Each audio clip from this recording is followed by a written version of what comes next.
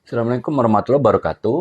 Selamat malam teman-teman. Jumpa lagi dengan saya Dwi Santoso dalam live sharing menulis.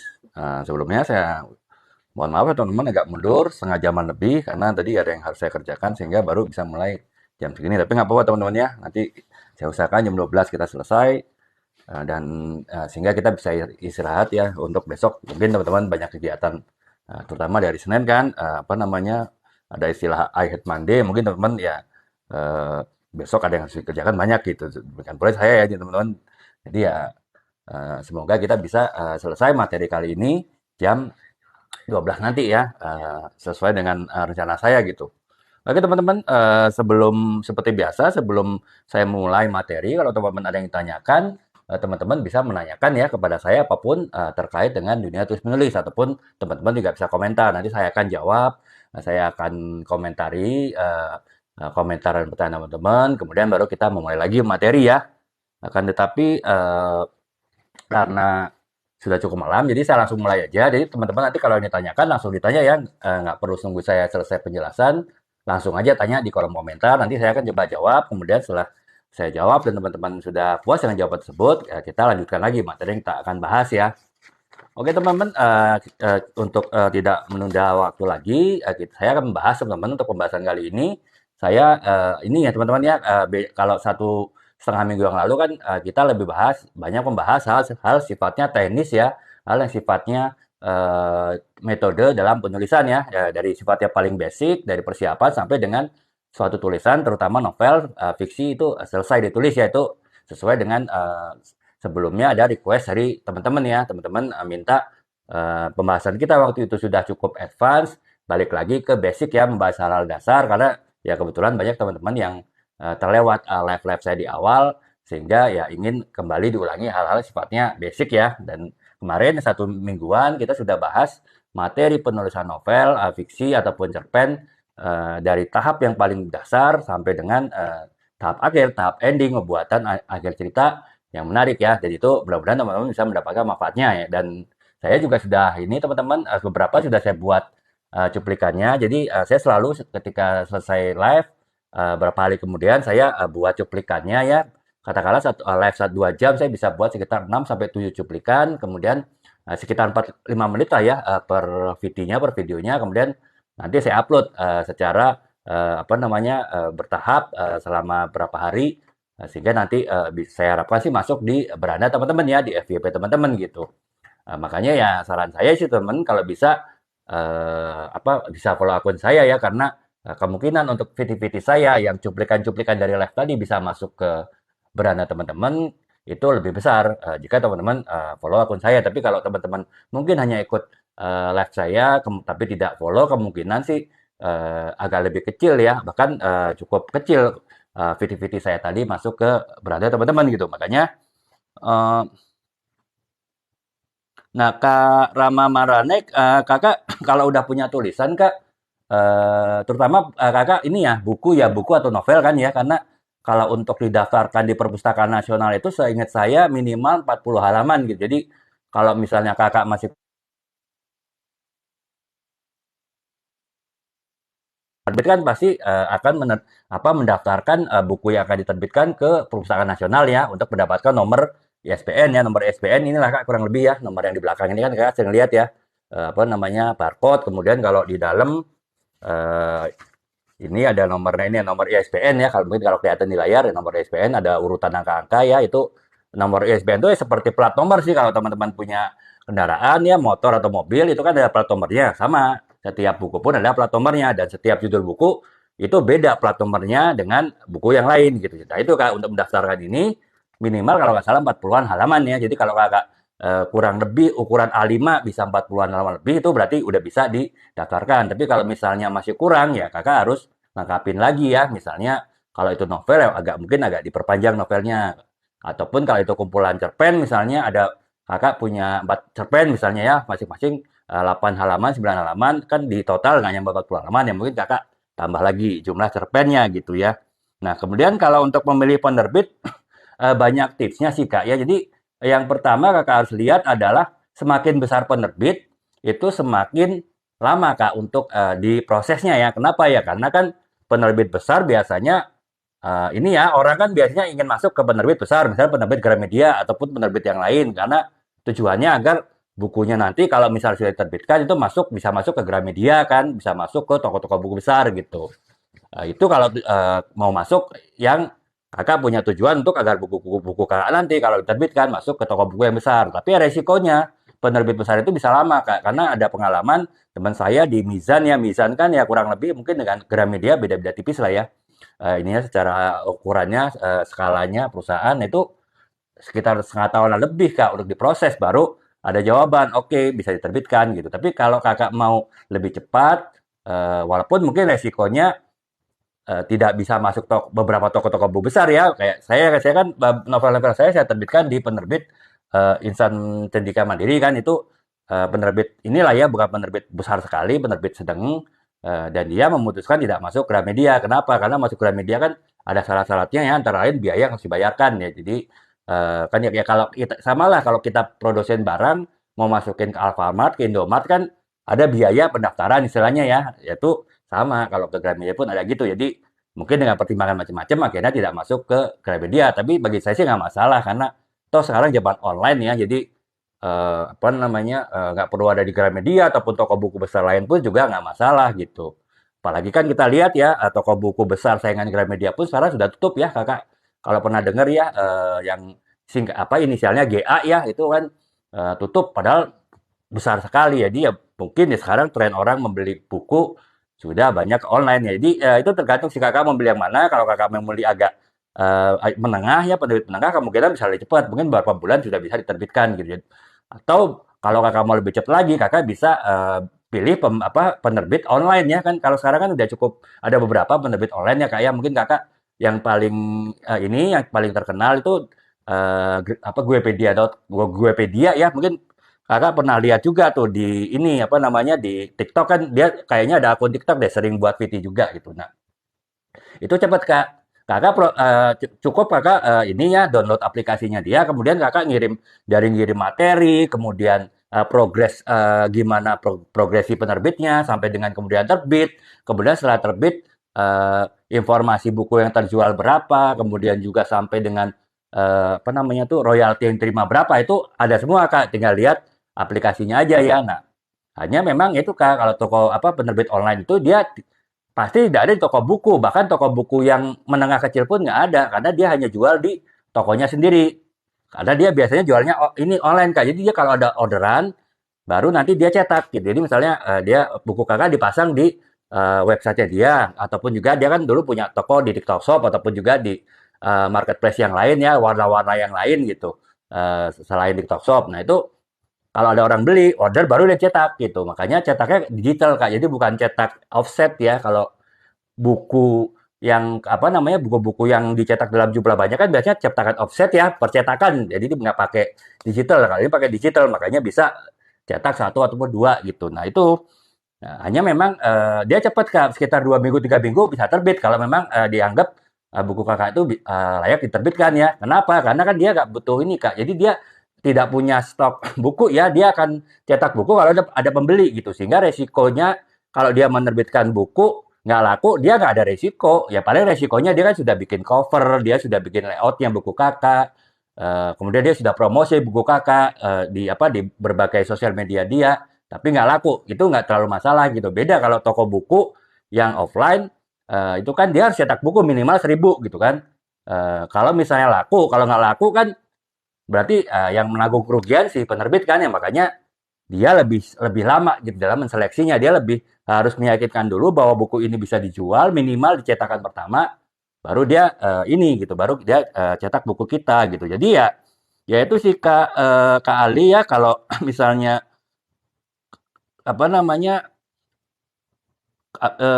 kemungkinan ditolak ya jelas ada sih Kak ya, terutama saya bilang tadi kalau toko buku yang offline itu kemungkinan ditolaknya ya cukup besar karena apa? Si toko buku kita bagus, tapi apabila penerbitnya menganggap kurang bisa dijual, ya itu mungkin dia akan tolak gitu. Bukan berarti buku kita jelek ya, ditolak ya bisa jadi karena buku kita dia nggak yakin jual. Kenapa? Itu tadi karena kalau penerbit yang offline, dia harus cetak dulu 1.000 buku, 2.000 buku, baru dia sebarkan ke toko buku gitu ya, ataupun dia jual di websitenya dia gitu. Nah, ada risiko kan nggak laku kan? Nah, makanya itu Kak pertimbangannya. Tapi kalau Kakak, misalnya Kakak yang penting saya jadi buku dulu lah, jadi terbit buku dulu. Eh, Nanti ada nama saya di sini. Ya, selanjutnya baru saya pilih apa penerbit yang offline, yang mungkin agak lama prosesnya, yang mungkin lebih berat seleksinya. Tapi yang penting saya punya buku dulu. Nah, Kakak, saran saya, Kakak bisa penerbit online ya. Kayak saya, novel pertama saya ini, Kak, ini novel pertama saya ini diterbitkan penerbit online ya, Guepedia ya. Nah, yang lain-lainnya baru penerbit yang lain. Jadi yang penting paling tidak saya sudah pede dulu, sudah ada buku, ada nama saya. Jadi karena cepet ya prosesnya. Jadi itu Kak ya, tinggal Kakak mau pertama apakah Kakak mau tersebar di banyak toko buku, termasuk toko buku besar, ataupun Kakak nggak penting lah ada di toko buku atau nggak toko buku nggak masalah, yang penting apa namanya terjual gitu kan. Nah itu pertimbangan Kakak bisa di situ gitu Kak ya. Jadi antara offline ataupun online gitu. Nah terus juga misalnya Kakak mau pilih, ya saya mau pilih yang offline aja deh. Dan apa pencetakan yang sedang-sedang aja, yang nggak besar-besar banget, yang nggak apa-apa lah nggak masuk Gramedia, yang penting ada di toko buku yang lain dan juga di online gitu ya. Nah, Kakak juga harus lihat kira-kira itu, misalnya Kakak nulisnya novel misteri ya, misalnya Kakak novel misteri. Nah, Kakak kirim ke penerbit yang sering mengeluarkan ataupun merilis buku novel misteri. Jangan Kakak lihat, oh penerbit ini jarang mengeluarkan novel bergenre misteri, lebih banyak novel cinta, roman, tapi Kakak kirim ke sana gitu. Kemungkinan untuk diterbitkan kecil ya, karena kemungkinan toko apa penerbit tadi tidak fokus ke genre misteri, tapi lebih genre roman. Jadi itu sih Kak, pertimbangannya banyak ya. Itu tinggal Kakak nanti pilih-pilih mana gitu. Nah, kalau masalah ditolak ya lagi-lagi pertimbangannya itu Kak, bisa jadi memang tulisan kita kurang bagus. Tapi kalau tulisan kita sudah dianggap cukup bagus, dan tulisan kita itu dianggap layak jual, tapi ada hal-hal yang kurang, itu bisa dikembaliin Kak, dikembaliin ke kita minta direvisi lagi. Mungkin dia memberi catatan yang harus direvisi ini gitu. Nanti kalau udah dikirim balik ke kita kirim balik ke dia, kemungkinan itu diterbitkan. Tapi bisa juga dikembalikan karena memang ya itu tadi mungkin kualitasnya kurang memenuhi syarat dia, atau kualitas kita bagus tapi dia tidak yakin buku kita tuh laku, kan bisa ya Kak ya, buku buku bagus tapi penerbit nggak yakin laku tuh kan ada kemungkinannya itu bisa jadi dia tolak gitu. Nah untuk Kakak ngecek, misalnya Kakak seperti itu kejadiannya, Kakak bisa kirim lagi ke penerbit yang lain gitu. Kalau beberapa penerbit tetap tolak ya kemungkinan masalah di kualitas ya, ataupun pasarnya kurang. Tapi kalau misalnya ada penerbit yang Kakak kirim yang berikutnya itu terima, ya berarti mungkin ya masalah buku Kakak nggak cocok dengan si penerbitnya aja, bukan masalah nggak bagus gitu. Jadi itu ya Kak ya, apa namanya, kurang lebih itu sih Kak pertimbangannya. Jadi Kakak yang pertama ya saya ringkas Kak ya. Yang pertama, Kakak mau buku Kakak tuh diterbitkan cepat atau lama nggak apa-apa. Nah itu kan bisa, kalau cepat harus online ya. Kalau apa namanya, kalau agak lambat atau bahkan cukup lambat setengah tahun lebih itu di toko buku ya. Di apa maksud saya di penerbit offline. Nah, semakin besar penerbit offline, semakin lama proses seleksinya ya, semakin lama dia memberi jawaban oke atau tidak gitu. Nah, atau yang kedua pertimbangannya, apakah Kakak mau nggak masalah lah nggak di toko buku, yang penting kejual, yang penting dipromosiin. Nah itu Kakak bisa ke online ya. Tapi kalau Kakak, wah saya mau di toko buku, bahkan di toko buku Gramedia, jadi nanti teman-teman saya kalau ke Gramedia bisa lihat buku saya, nah itu berarti Kakak harus di penerbit besar kan. Ya resikonya itu tadi bisa setengah tahun lebih Kakak baru ada jawaban oke apa tidak gitu. Jadi itu sih Kak ya. Oh iya Kak Devi ya, hari Kamis ya. Ya, semoga dapat manfaat ya. Kakak kalau ada yang misalnya ingin ngobrol apa maksudnya bertanya atau diskusi buku yang Kakak beli itu bisa, ini Kak ya bisa tanya ke saya, bisa lewat ya ini live ini, ataupun juga saya ada emailnya, seingat saya ada emailnya sih Kak di buku itu. Kakak kirim email aja, nanti kita bisa kontak ya lewat situ ya kalau Kakak ada yang ingin ditanyakan gitu Kak ya. Oke Kak ya, terima kasih Kak Kevi ya sudah ini ya, sudah apa namanya, berkenan untuk mencoba membaca buku saya. Semoga Kakak cocok ya dan dapat manfaat dari buku yang Kakak beli gitu. Nah, kemudian saya lanjutkan lagi ya. Jadi itu ya Kak Ali ya. Jadi itu kayak pertimbangannya, Kakak tinggal putuskan aja mau yang Kakak mau yang seperti apa nih pilihannya nih, antara mau cepat atau lambat, ataupun juga ada di toko di banyak toko buku, atau nggak masalah nggak ada di toko buku, yang penting bisa kejual, kan sama aja kan ya, mau di online ataupun dijual di toko buku offline kan ya, kalau kejual semuanya kan sama-sama ini ya sama-sama ada apa namanya ada ini apa namanya ada royalti kan, jadi ya nggak masalah sih kak ya. Jadi ya itu pertimbangan kakak aja sih. Jadi itu ya kak Ali ya. Kemudian yang ini oh, kita belum mulai ya. Nah sekarang oke kak, jadi kita mulai ya kak ya. Kalau ada nggak ada pertanyaan lagi saya mulai. Tapi nanti kalau ada pertanyaan lagi nggak apa-apa sih, akan saya coba jawab ya. Sekarang kita mulai materi kita gitu supaya ya target saya jam 12 kita selesai ya. Karena ya besok kan hari Senin banyak dari kita yang ya hari Senin ada istilah I hate Monday, mungkin ya hari Senin kita butuh motivasi lebih, butuh apa namanya, butuh upaya lebih untuk bisa mengatasi merasa malas ya di hari Senin ya setelah kita libur 2 hari itu. Jadi yang saya usahakan jam 12 ya teman-teman ya. Nah, yang akan kita bahas ini sebetulnya sih masalah ringan aja ya. Ya sengaja saya pilih karena kan sekarang hari libur, besok udah harus masuk ya. Jadi yang saya bahas bukan masalah teknis, bukan masalah apa namanya metode penulisan, juga bukan masalah tren suatu tulisan atau bahkan bukan masalah pembahasan isu-isu yang penting dari sebuah penulisan, tapi saya hanya akan bahas mengenai kaitannya antara teknologi dengan penulisan suatu novel ya kak ya. Jadi kan beberapa waktu yang lalu kita pernah bahas nih apa namanya mengenai tren penulisan novel ya, di mana saya waktu itu menjelaskan bahwa ada 4 generasi yang masing-masing punya minat dan topik baca yang berbeda ya. Ya itu generasi X ya, generasi kelahiran 65 sampai tahun 80. Itu kemudian generasi Y, generasi Y itu kan kelahiran dari 81 sampai 96. Kemudian generasi Z ini yang lagi trending nih ya, generasi Z ya lagi banyak topik dibicarakan. Generasi Z kan kelahiran 97 sampai 2012 gitu ya. Kemudian generasi berikutnya sekarang mungkin masih anak-anak ya, masih mungkin baru SMP sebagian itu generasi alfa. Jadi kelahiran 2012 sampai sekarang ya, umur 10 tahunan, 11 tahun lagi. Jadi nah sekarang salah satu yang saya bahas di Gen Z, generasi Z itu adalah mereka generasi teknologi ya, mereka dari lahir sudah megang handphone gitu kan.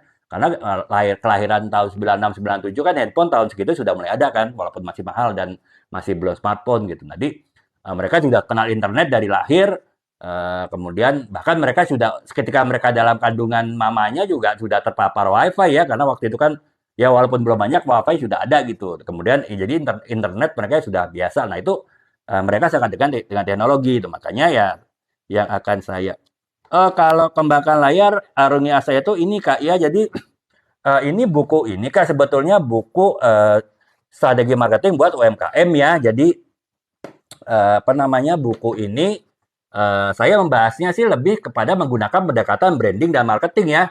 Kenapa saya membuat buku ini? Karena dari pengamatan saya terhadap teman-teman yang UMKM itu rata-rata mereka tidak punya rencana tertulis dalam buat bisnis gitu ya. Jadi bisnis itu biasanya hanya dalam pikiran mereka aja mau mau buat apa, gimana buatnya, cara jualnya gimana, kemudian memasarkannya gimana, promosinya gimana tuh hanya di otak di dalam pikiran aja gitu. Sehingga ketika mereka mungkin sedang sibuk-sibuknya melayani pembeli segala macam, mereka udah lupa apa yang mereka rencanakan gitu. Nah, buku ini ya memotivasi para UMKM untuk membuat perencanaannya secara tertulis. Kenapa tertulis? Jadi mereka tidak akan mungkin lupa karena tertulis kan. Kemudian yang kedua, mereka juga bisa lebih terarah, teratur gitu dalam membuat rencananya. Nah, dan bagi UMKM yang menurut saya yang paling isu yang paling penting adalah isu strategi marketing. Kenapa? Kalau strategi produksi, saya yakin banyak UMKM yang secara produksi oke lah ya, misalnya UMKM di bidang kuliner ya banyak kan yang kita lihat kuliner yang enak-enak ya, kuliner yang inilah apa namanya resepnya tuh resep yang sangat sangat enak lah gitu, yang sangat rahasia tapi juga enak gitu. Itu kan mereka udah punya kemampuan kan secara produksi. Kemudian kalau secara keuangan ya mungkin masih kurang ya, tapi kan minimal kalau mereka sudah biasa menabung ataupun mereka sudah biasa apa namanya mengatur uang itu mereka masih cukup bisa ya, artinya mereka masih bisa belajar sendiri gitu untuk mengatur keuangan, apalagi UMKM yang masih belum besar ya, UMKM masih kecil gitu. Nah, yang problemnya adalah di pemasaran ya, marketing ya, karena marketing itu kan bukan suatu kayak saya bilang tadi, kalau mengatur uang itu dipelajarin sendiri bisa ya, kalau kita biasa hemat ya kita ketika bisnis akan hemat gitu. Kalau kita biasa mengatur uang dengan cermat, ketika kita bisnis akan mengatur uang dengan cermat ya Kak Evi ya. Nah, Tapi kalau strategi marketing, kalau mereka nggak belajar mengenai strategi marketing dari luar, mereka nggak akan bisa ya. Apalagi kalau mereka ownernya, pendirinya bukan misalnya bukan mahasiswa ataupun bukan lulusan dari mahasiswa ekonomi gitu kan. Kalaupun mereka sarjana, mungkin sarjananya bukan ekonomi, apalagi kalau mereka mungkin belum punya kesempatan untuk kuliah gitu. Jadi ya mau nggak mau harus belajar dari luar kan kak ya. Nah, tapi untuk belajar marketing itu ini gitu, mungkin mereka udah takut duluan, takut nggak ngerti, takut susah, kemudian takut nggak bisa praktekin. Nah, buku ini memberikan konsep-konsep marketing dari mulai branding sampai kepada pelaksanaannya dengan bahasa yang sederhana. Walaupun yang saya jelaskan ini konsep-konsep yang kompleks ya, tapi saya buatnya dengan bahasa yang sederhana sehingga bisa dipahamin oleh para teman-teman pelaku UMKM gitu ya. Kemudian selain itu juga selain sederhana bahasanya, di sini ada contoh-contoh, ada studi kasus ya. Studi kasusnya juga studi kasus UMKM gitu, yang misalnya studi kasus bagaimana mendirikan warung bakso ya dengan segala strategi marketing yang harus dilakukan. Jadi mereka selain tahu ilmunya juga tahu bagaimana prakteknya, sehingga walaupun bisnis mereka mungkin bukan kuliner, walaupun kuliner bukan bakso, tapi mereka bisa terapkan gitu. Jadi kurang lebih ini ya kak ya, buku ini istilahnya ya membantulah teman-teman UMKM untuk hal yang mereka memang harus pelajarin apa namanya dari luar ya mengenai marketing, tapi saya memberikannya dengan itu tadi, dengan buku yang tipis, mudah dipahami, kemudian juga ada contoh-contoh kasusnya sehingga ya harapan saya para pelaku UMKM baik itu sebelumnya sudah pernah belajar marketing ataupun belum pernah sama sekali itu bisa menerapkannya gitu ya. Jadi itu ya Kak Kevi ya. Eh ya kalau usaha buka usaha sih ya itu sih tergantung ini Kak ya, apa namanya, Kakak bisa, menangkap peluang apa tidak gitu. Karena, istilahnya waktu Covid kemarin lah Kak ya, Covid kemarin kan, bisa dibilang banyak usaha yang ini ya, terpuruk ya. Tapi ada juga usaha-usaha yang berkembang gitu kan, ya misalnya usaha inilah ya, apa namanya, saya punya, contoh ya, saudara yang punya, toko elektronik gitu ya. Justru ketika misalnya waktu COVID itu penjualan kulkas misalnya itu melonjak berkali-kali lipat, Kak. Kenapa ya? Karena kan waktu itu orang panik ya, artinya orang mungkin khawatir apa supermarket itu tutup lah atau gimana sehingga akhirnya mereka nimbun bahan makanan. Nah, itu kan mungkin mereka tadinya punya satu kulkas, jadinya beli dua kulkas. Nah, itu kan berarti kan dalam setiap sesuatu yang keadaan COVID yang kurang baik secara ekonomi saja ada produk-produk yang tumbuh gitu ya. Nah, jadi itu sih Kak Kevin. Jadi pasti yang penting tergantung barang kakak itu kakak yakin nggak bisa cocok apa nggak dengan pasar sekarang gitu ya. Yang jelas inilah ya kalau secara umum kuliner itu pasti bisnis yang istilahnya orang mau susah apa hidup kondisinya susah atau baik sekalipun ya kita pasti butuh kuliner kan ya tinggal kuliner itu ya kalau misalnya kita mau jualan barang yang ada sama dengan kuliner yang lainnya kita apa pembedanya gitu kan misalnya bakso. Oh, yang lainnya bakso-bakso biasa. Nah, kakak mungkin bakso dengan tambahan apa gitu. Nah, itu apa tambahan sosis atau apa itu kan bisa dibuat variasinya kan. Ya tinggal orang suka nggak dengan bakso dengan sosis misalnya gitu kan. Jadi itu sih Kak, walaupun suasana masih gonjang-ganjing sekarang, apalagi menuju tahun politik ya 2024 kan biasanya banyak usaha-usaha yang agak menurun ya agak ya properti misalnya udah pasti menurun kan dan juga lain-lain tapi tinggal kakak produknya bisa kakak ini nggak maksudnya bisa masih tetap bisa jalan nggak dengan situasi yang gonjang-ganjing ini ataupun juga tidak gitu jadi itu kak ya yang penting itu kak kakak kalau bisnis kakak harus tahu konsepnya aja gitu jadi bukan bisnis ya aja pokoknya bisnis bisnis saja tapi nggak tahu gimana cara memasarkannya yang benar gitu ya nah itu makanya itu ini Kak, buku ini sih untuk bantu ya teman-teman UMKM yang umumnya secara marketing mereka nggak paham, cara branding nggak paham. Nah, gimana mereka dengan cara mudah, ini kan bukunya cukup tipis Kak ya, nggak terlalu mahal juga, nggak memberatkan UMKM, dan juga itu tadi bahasanya bahasa sederhana, banyak contoh-contoh ya, sehingga ya memudahkan para UMKM untuk memahaminya. Jadi ya saya harapkan sih ya bisnis tetap ada persiapannya. Persiapannya antara lain belajar strategi marketing gitu. Jadi gitu Kak ya. Jadi ya Kakak timbang-timbang aja. Yang jelas Kakak harus yakin bahwa produk yang akan Kakak jual, akan Kakak bisniskan ya produk yang memang itu bisa dijual gitu ya. Artinya orang masih bisa terima walaupun keadaan sekarang kurang baik gitu kan. Pasti ada Kak ya. Jadi itu tinggal kejelian Kakak aja memilih produknya gitu. Jadi itu ya Kak Kevi ya kurang lebih. Nah, oke Kak kalau belum udah ini nanti Kakak belum ada ditanyakan lagi, saya langsung masuk ya Kak ya ke pembahasan kali ini yaitu bagaimana teknologi itu bisa mempengaruhi suatu novel ya. Jadi tadi terutama saya fokus ke Gen Z ya karena kan Gen Z adalah generasi yang sangat erat dengan teknologi dan bacaan mereka sekarang pasti diwarnai dengan teknologi ya. Beda dengan zaman saya Gen X ya. Gen X kan kelahiran paling muda tuh tahun 80 ya, berarti kan umur 40 gitu ya. 40-an tuh udah paling muda gitu. Itu ya kita nggak banyak cerita mengenai teknologi ya, karena kita apa yang mau teknologi zaman kita dulu kecil dan remaja sampai dewasa ya teknologinya belum seperti sekarang ya berkembang cepat gitu. Tapi kalau sekarang dengan perkembangan teknologi yang tinggi mungkin uh, cara orang apa memilih tema penulisan novel misalnya, kemudian bagaimana cara orang mengolah tulisan sebuah novel tuh akan beda ya. Makanya saya tertarik untuk bahas ini gitu ya. Gitu. Jadi uh, omongan ringan aja sih pembahasan ringan yaitu bagaimana sih teknologi itu bisa mempengaruhi perkembangan novel sekarang dan juga bagaimana penulis-penulis novel sekarang itu terpengaruh oleh teknologi kurang lebih itu ya Kak ya.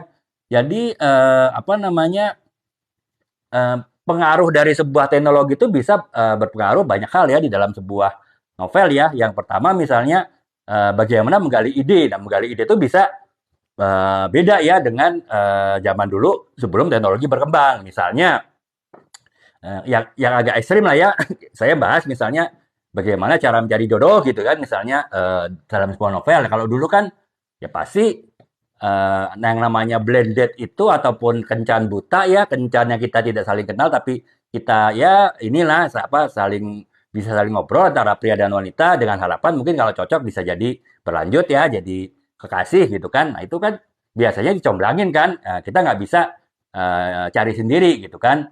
Dicomblangin ya bisa dicomblangin temen, bisa dicomblangin saudara, atau bahkan dicomblangin sama biro jodoh kan. Biro jodohnya pun juga masih manual. Kita harus ngirim data-data secara kertas, kemudian nanti apa data-data kita itu akan dikirimkan ke calon yang akan ditemukan dengan kita dalam bentuk kertas juga kan. Nah, sekarang ya kalau blended itu bisa dilakukan sendiri gitu. Kenapa? Ya karena kan sekarang teknologinya online ya. Jadi sekarang banyak situs-situs yang istilahnya ya biro jodoh secara elektronik kan, yang itu bisa dilakukan tanpa ada peran dari admin dari biro jodoh tadi. Jadi benar-benar semuanya itu berjalan secara otomatis ya, bisa dilakukan oleh masing-masing pihak yang akan cari jodoh tadi gitu kan. Nah itu berarti kan dari hal itu aja mencari jodoh aja, menggali ide untuk gimana sih seorang tanda petik maaf ya jomblo itu dalam sebuah novel mencari cinta gitu kan. Nah, itu sudah berubah kan dengan adanya teknologi gitu. Berubahnya sangat pesat gitu. Nah,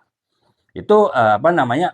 Sehingga untuk menggali ide juga pasti beda ya. Nggak mungkin penulis sekarang membuat apa namanya? Bagaimana cara seorang itu bisa bertemu dengan ya dengan calon ininya lah ya, dengan calon pasangan hidupnya nanti eh, tanpa saling kenal itu lewat misalnya dicomblangin. Mungkin masih ada yang comblangin ya, tapi si comblangin pun mungkin sekarang hanya sekedar, oh nomor handphonenya berapa sih? Oh, nomor WA-nya berapa sih? Selanjutnya kan ya biarlah mereka yang berkomunikasi sendiri kan. Nah, beda dengan kita dulu, mungkin kita sampai harus repot-repot nganterin dia misalnya ketemu di kafe atau di mana, kemudian biar mereka ngobrolnya enak dulu, baru kita tinggal gitu. Nah itu kan sekarang ya nggak mungkin kita membuat cerita menggali ide menjodohkan teman misalnya dengan cara seperti itu kan, pasti dengan cara teknologi. Jadi itu ya teman-teman teknologi sekarang udah bisa apa berpengaruh bagaimana seorang itu menggali ide cerita ya. Nah kemudian juga dari sisi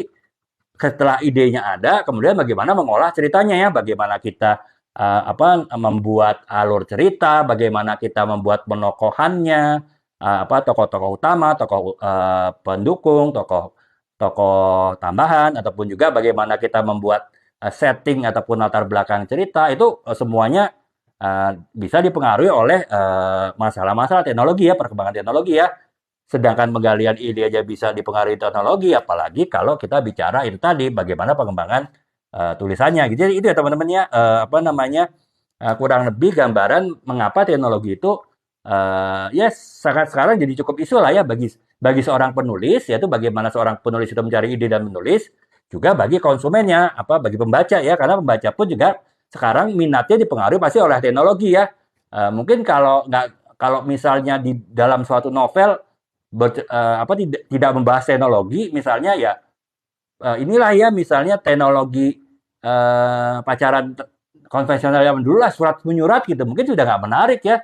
Kalau kita bikin sebuah cerita seorang pria naksir orang wanita kemudian kirim surat gitu itu mungkin bagi pembaca ini kuno banget sih gitu kan, ini tahun berapa sih sekarang, pasti pembaca ya terutama Gen Z akan berpikir begitu kan. Nah, kalau misalnya mereka berhubungannya apa kontaknya lewat WhatsApp lah, lewat email lah, lewat chatting lah, lewat apa, itu mereka mungkin nggak aneh ya, mereka langsung bisa ngeklik ya, bisa langsung apa namanya cocok nih dengan novel ini gitu. Dibanding itu tadi kisah cinta tapi lewatnya surat dan surat gitu ya, dan yang itu si pembacanya pasti juga tidak pernah, saya yakin Gen Z sudah tidak lagi menyatakan cinta lewat surat ya, yang itu mungkin Gen X ataupun sebagian Gen Y masih, tapi kalau Gen Z pasti sudah lewat sarana komunikasi. Nah itulah teman-teman ya, makanya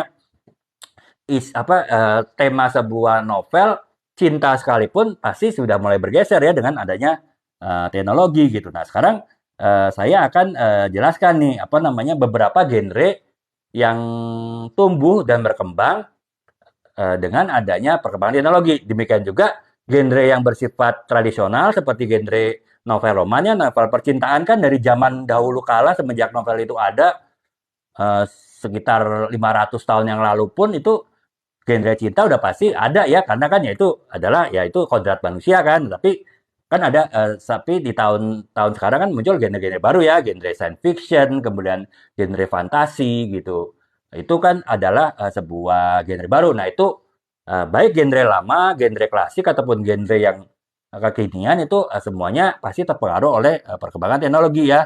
Makanya Kak Afifa, Kak Nadis, terima kasih Kak ya ininya apa namanya apresiasinya. Semoga Kakak bisa melakukan manfaat ya dari yang saya jelaskan saat ini gitu. Nah, kemudian jadi ini sekarang saya akan bahas ke beberapa genre novel yang terpengaruh oleh adanya perkembangan teknologi ya. Pengaruhnya seperti apa?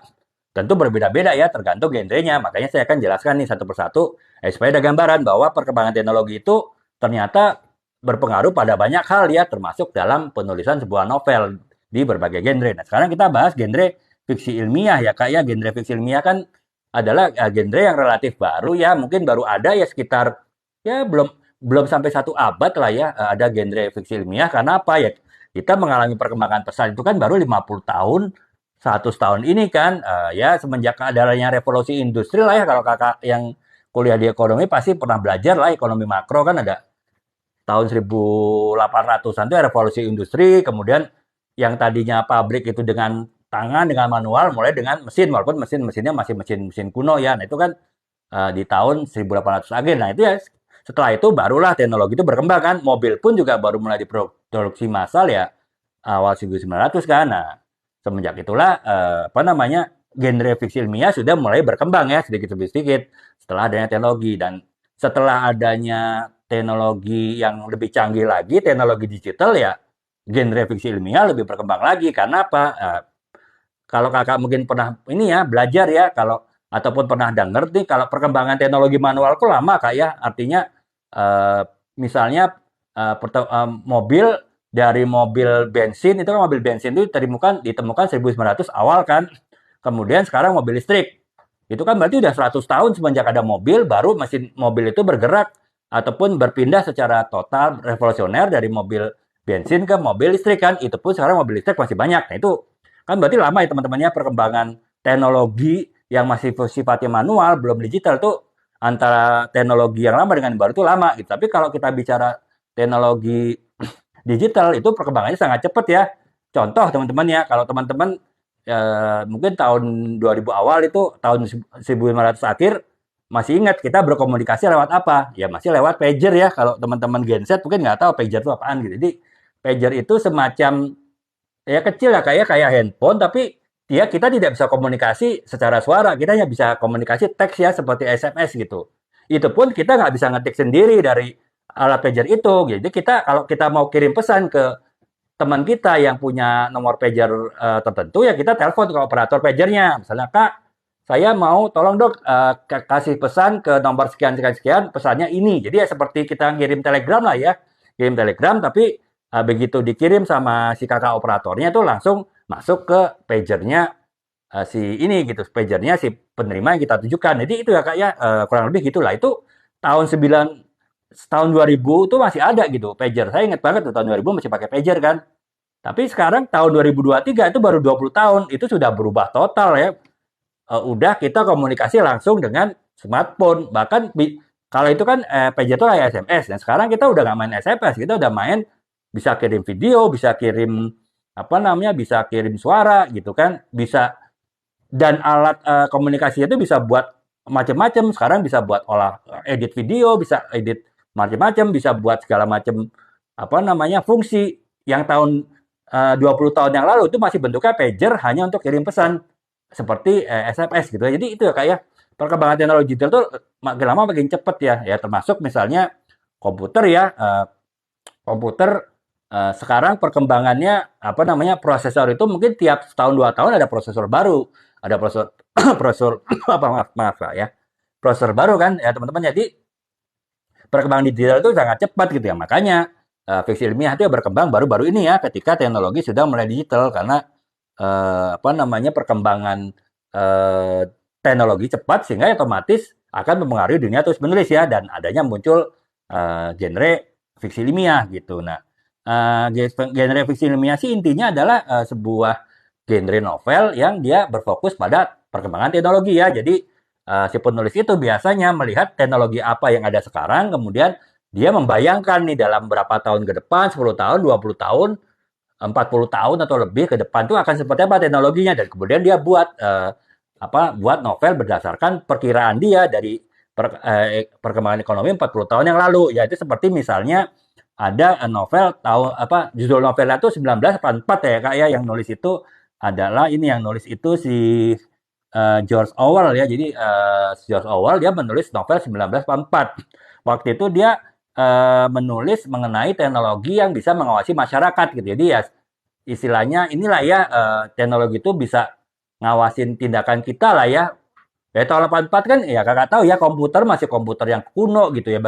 Bagaimana bisa suatu pemerintah itu mengawasi masyarakatnya secara detail kan dengan teknologi.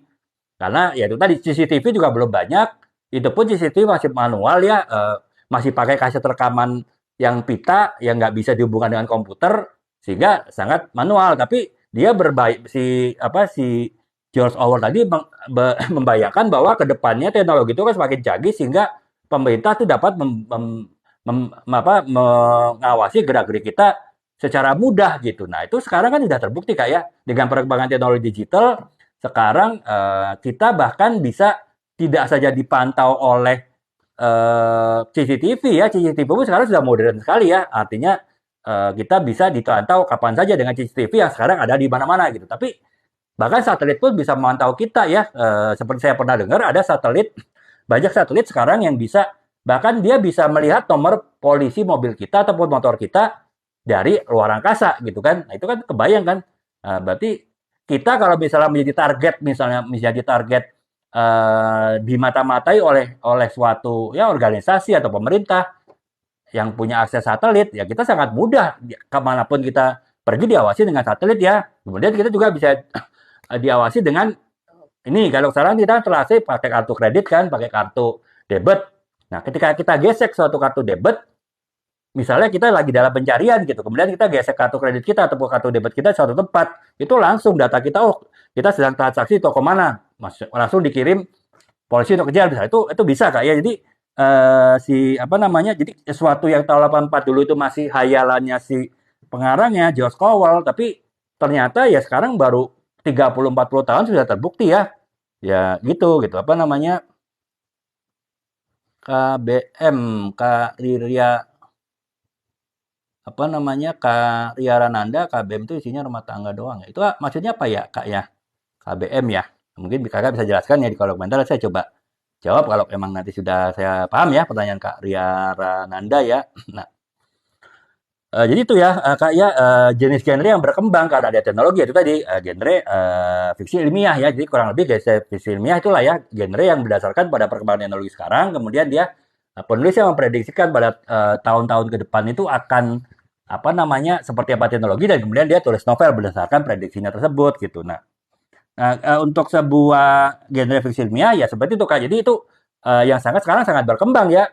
Sedangkan tahun 84 aja ketika teknologi masih manual, masih belum digital saja, sudah ada sebuah novel mengenai perkembangan teknologi di tahun sekarang ini, apalagi sama sekarang ya, AI gitu, misalnya artificial intelligence kan masih berkembang ya teman-teman, pasti tahu lah ya ada kecerdasan buatan gitu. Nah itu sekarang ya semakin terbuka kemungkinan penulis-penulis untuk membuat prediksi nih AI ini ke depan akan seperti apa gitu. Ya mungkin ekstrimnya ya seperti saya sering jelaskan dalam beberapa yang lalu ya seperti film Terminator ya. Terminator itu kan dibuat film tahun 90-an kalau teman-teman Gen X, Gen Y ya terutama yang tahu ya Terminator. Tapi saya rasa Gen Z juga tahu sih karena sampai berapa tahun yang lalu saya tahu ada sequelnya, sequel filmnya ya. Nah itu kan tahun 90 tapi sudah bisa memprediksi bahwa pada saatnya dunia akan dikuasai oleh robot, oleh teknologi yang tadinya diciptakan oleh manusia, tapi karena robot itu punya kemampuan belajar sendiri yang sekarang lebih dikenal dengan artificial intelligence, akhirnya robot itu bisa mengambil alih kendali dunia dan akhirnya justru menjajah manusia. Itu kan novel itu apa film itu novel itu dibuat tahun 90 ya. Sudah bisa membayangkan seperti itu gitu. Walaupun sampai sekarang belum terjadi ya seperti itu ya mudah-mudahan yang terjadi ya. Tapi setidaknya kan dia sudah bisa memperkirakan si penulisnya bahwa teknologi itu pada saatnya bisa belajar sendiri, bisa mengambil alih manusia. Itu sekarang sudah mulai kan teman-teman ya. Artificial intelligence misalnya ya teman-teman kalau mau nanya sesuatu hal dari ChatGPT gitu kan, ya berarti kan dia bisa memberitahu kita sesuatu hal yang kita tidak tahu kan, dan dia selalu menambah ilmunya dengan selalu menambah informasi-informasi baru di database-nya. Itu kan berarti kan dia bisa belajar. Mungkin sekarang masih informasi ditambahkan secara manual ya oleh manusia, tapi ya kita nggak tahu berapa tahun lagi mungkin dia bisa mencari informasi sendiri tanpa manusia memasukkan informasi baru ke dia kan, ya akhirnya dia akan sangat pintar gitu. Jadi itu ya Kak ya, yang pertama genre fiksi ilmiah itu sangat berkembang dengan adanya perkembangan teknologi. Jadi ya perkembangan teknologi itu mempengaruhi pertumbuhan suatu genre fiksi ilmiah. Kemudian yang berikutnya adalah genre distopia ya.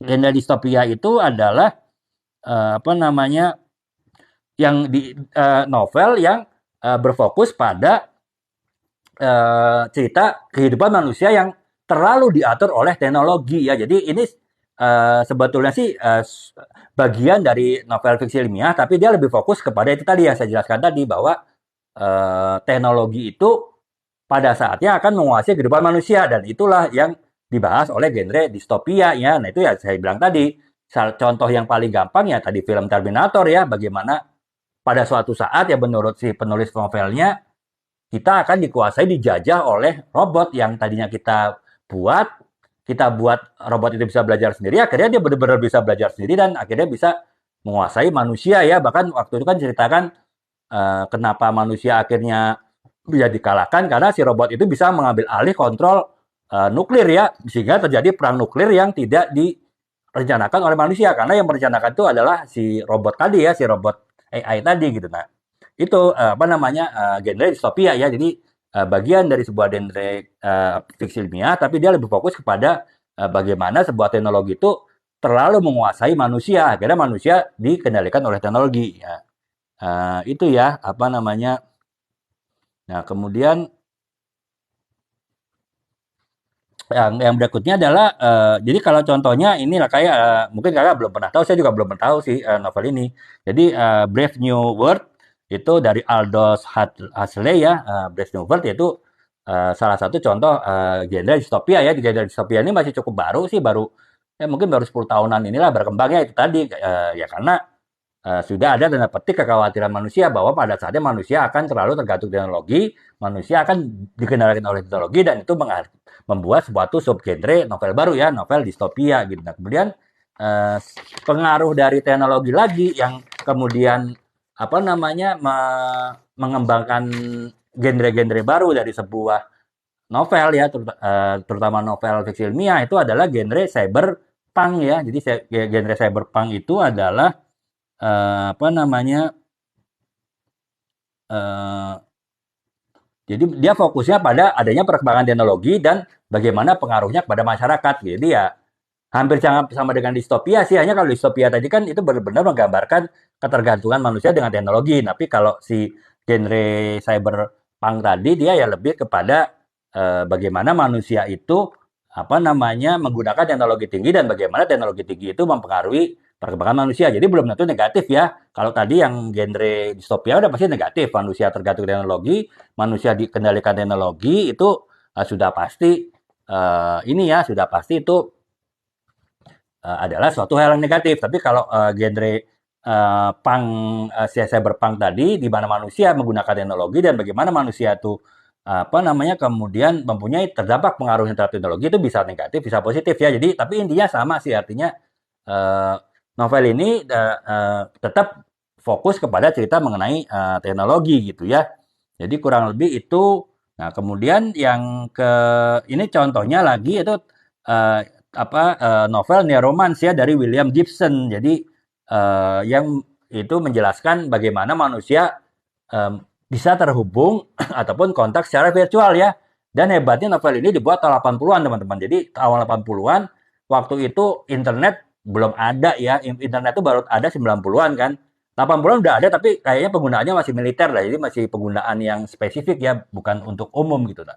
Tapi si penulisnya itu mungkin sudah tahu ada yang namanya internet gitu. Kemudian walaupun masih dipergunakan di militer ya, belum umum. Akhirnya dia membuat cerita seolah-olah berapa puluh tahun kemudian manusia itu bisa terhubung secara virtual dan sekarang terbukti kan ya teman-teman tidak jauh dari tahun 80 lah tahun 2000 2010 itu kita sudah mulai terhubung secara virtual ya lewat inilah ya lewat sosial media itu sudah mulai berkembang kan tahun 2000-an gitu. Kemudian lewat chatting ya waktu itu dimulai dari ini gitu apa namanya dimulai dari adanya handphone lah ya, handphone kan sudah menghubungkan kita secara virtual waktu itu kan, apalagi sekarang waktu itu handphone udah mulai ada BlackBerry kan, ada kemudian sekarang ada WhatsApp gitu, ada berbagai macam aplikasi chat, itu kan berarti hanya waktu 30-40 tahun dari sebuah novel yang membuat cerita bahwa manusia pada saat akan terhubung secara virtual itu sudah terbukti ya. Jadi itu ya teman-teman contoh novel cyberpunk ya artinya bagaimana manusia itu menggunakan teknologi dan juga bagaimana manusia terpengaruh atau terdampak dari teknologi tersebut. Nah kemudian genre yang juga berkembang ketika teknologi juga sudah mulai berkembang itu ada genre berikutnya atau genre aspokolatik ya. Jadi genre post aspokolatik ya teman-teman. Jadi genre post apokaliptik itu maaf ya apokaliptik ya teman-teman. Jadi genre itu berceritakan itu kehidupan manusia setelah bencana besar yang terjadi karena perkembangan teknologi. Gitu. Jadi bagaimana setelah terjadi bencana besar karena manusia menggunakan teknologi yang tidak terkontrol. Nah itu gimana cerita selanjutnya? Nah, itulah yang menurut saya paling tepat menggambarkan novel ataupun juga film itu tadi ya film apa namanya Terminator ya karena kan Terminator itu menceritakan bencana besar ya di mana perang nuklir terjadi sebetulnya tidak dikehendaki oleh manusia, tapi dikehendaki oleh robot ya. Robot itu yang akhirnya bisa menguasai semua ini apa namanya semua titik untuk mengaktifkan nuklir yang biasanya kan dipegang oleh kepala negara masing-masing ya, seperti kepala negara Amerika, presiden Rusia yang punya senjata nuklir itu kan mereka pasti punya suatu koper yang isinya tombol untuk menjalankan nuklir dan untuk mengaktifkannya itu benar-benar perlu otorisasi yang ketat ya, perlu istilahnya berbagai macam password, berbagai macam apa namanya pengamanan sehingga tidak bisa di ini ya apa namanya Kak Iya ya terima kasih Kak Iya semoga Kak bisa mendapatkan manfaat dari live saya ini ya Kak Iya. Nah jadi ya kita balik lagi ya. Jadi itu sih Kak. Jadi kalau genre post apokaliptik tadi itu bercerita ya saya, seperti tadi ya film Terminator ya ketika perang nuklir terjadi yang tadinya saya bilang bagaimana seorang presiden yang punya nuklir itu menjalankan tombol untuk meluncurkan senjata nuklir itu sangat susah sekali ya prosedurnya sangat panjang tapi si robot-robot yang semakin pintar itu akhirnya bisa mencuri password bisa masuk akses untuk menjalankan nuklir dan akhirnya semua nuklir yang ada di dunia tuh dijalankan, diledakkan kan. Nah, itu akhirnya ya manusia kan hancur lebur sendiri. Nah, baru robot masuk kan. Ya itu setelah terjadi bencana besar akibat perang nuklir, si robot itu akhirnya bisa menguasai manusia. Nah, itu salah satu contoh dari genre novel post apokaliptik ya teman-teman. Jadi itu sih kalau ya contohnya adalah mungkin teman-teman tahu ya novel ini yaitu The Hunger Games ya. Bahkan udah jadi film, bahkan jadi game ya kalau nggak salah itu ada Hunger Games dari Susanne Collins. Susanne Collins itu ya ya itulah antara lain bentuk genre post apa maaf teman-teman susah banget apokaliptik ya. Jadi itu tadi sebuah novel yang bercerita kehidupan manusia setelah terjadi bencana besar akibat teknologi yang menguasai manusia. Jadi itu ya Kak ya, salah satu pengaruh dari perkembangan teknologi saat ini melahirkan beberapa genre novel baru ya saya jelaskan tadi, novel-novel yang berkaitan dengan teknologi gitu. Yang ini saya ulangi lagi Kak ya, sekedar untuk ini apa namanya refreshing lagi, reminder, yaitu genre fiksi ilmiah sendiri ya. Genre fiksi ilmiah tuh mulai berkembang setelah teknologi mulai berkembang ya, terutama setelah teknologi digital di tahun 2000-an itu mulai berkembang. Kemudian yang selanjutnya adalah genre distopia ya, suatu genre yang menunjukkan bagaimana ketergantungan manusia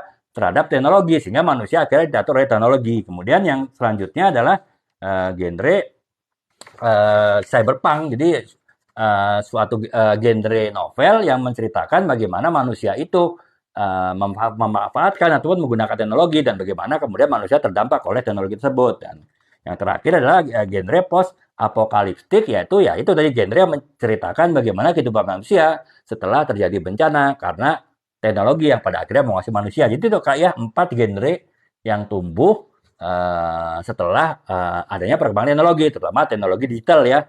Yang saya rasa sih, saya kurang paham sih kalau teman-teman mungkin bisa ini ya, bisa kasih komentar ya. Setahu saya genre-genre yang baru tadi di Indonesia belum ada yang nulis ya teman-teman. Jadi ya seperti biasa lah Indonesia kalau terkait dengan teknologi itu selalu terlambat ya. Ya termasuk juga membuat genre-genre novel baru yang terkait dengan teknologi ya. Nah, jadi 4 genre itu yang tadi saya coba berusaha cari informasi ya waktu sebelum live ini, apa aja sih novel-novel Indonesia atau kekinian yang masuk ke dalam 4 genre tadi, 4 genre baru yang berkembang dengan adanya perkembangan teknologi ya. Ternyata sih belum ada ya teman-teman ya. Masih ya kita ya so far masih inilah ya genre bucin-bucinan lah ya, genre roman ya itu paling banyak. Ya kalaupun ada genre science fiction itu masih genre yang temanya masih umum lah ya. Mengenai sosial media kah, mengenai internet kah. Nanti saya akan jelaskan Kak, bagaimana perkembangan genre-genre science fiction di Indonesia ya. Nah, tapi setidaknya gambarnya begitulah. Kita masih sederhana lah ya membuat sebuah novel yang membahas teknologi ya, yang di luar negeri itu sudah saya bilang tadi sudah ada 4 genre baru ya, 4 subgenre dan genre baru yang khusus membahas mengenai pengaruh teknologi terhadap alur cerita sebuah novel ya. Jadi itu ya teman-teman, sekedar gambarannya sih ya bahwa ya yang saya jelaskan ini lebih banyak di luar negeri ya, bahkan tahun 80-an pun sudah ada penulis novel luar negeri ya di Barat, Amerika, Eropa yang menulis tema-tema novel yang dipengaruhi oleh teknologi gitu. Jadi itu ya Kak yang pertama saya jelaskan itu tadi mengenai genre-genre apa yang muncul setelah adanya perkembangan teknologi kemudian mempengaruhi bagaimana cara penulis itu menulis sebuah novel ya, sebuah novel yang bertemakan dengan teknologi gitu ya. Nah, itu kemudian yang selanjutnya kita bahas itu mengenai perkembangan. Jadi ini kayak perkembangan kalau kita membahas suatu novel yang dipengaruhi oleh perkembangan teknologi, saya selalu membagi dua kategori kayak. Yang pertama adalah perkembangan global. Karena apa? Teknologi itu kan umumnya lahir dari barat ya, dari Amerika, dari Eropa, ya, sehingga mereka itu mewakili apa namanya perkembangan teknologi secara global, secara dunia ya. Makanya pengaruh teknologi tersebut terhadap dunia tulis menulis itu juga berpengaruhnya secara global gitu. Nah, kemudian yang kedua, ketika membahas pengaruh teknologi terhadap sebuah karya tulis novel itu saya membahasnya dalam konteks lingkup Indonesia ya. Kenapa? Ya saya bilang tadi teman-teman, Indonesia tuh selalu terlambat ya dalam hal teknologi, termasuk juga dampak teknologi terhadap penulisan suatu novel. Makanya perkembangannya pasti lebih lambat daripada perkembangan dunia ya yang diwakili oleh Amerika dan Eropa. Makanya saya bagi dua ya kakak ya, perkembangan teknologi perkembangan novel terkait dengan teknologi di dunia pada umumnya secara global, dan juga perkembangan novel terkait dengan teknologi di Indonesia ya, yang itu adalah beda. Jadi saya akan jelaskan bedanya di mana ya, kayak kurang lebih. Nah, sekarang yang saya akan jelaskan adalah perkembangan suatu novel yang dipengaruhi oleh teknologi itu dalam konteks global ya, dalam konteks dunia gitu.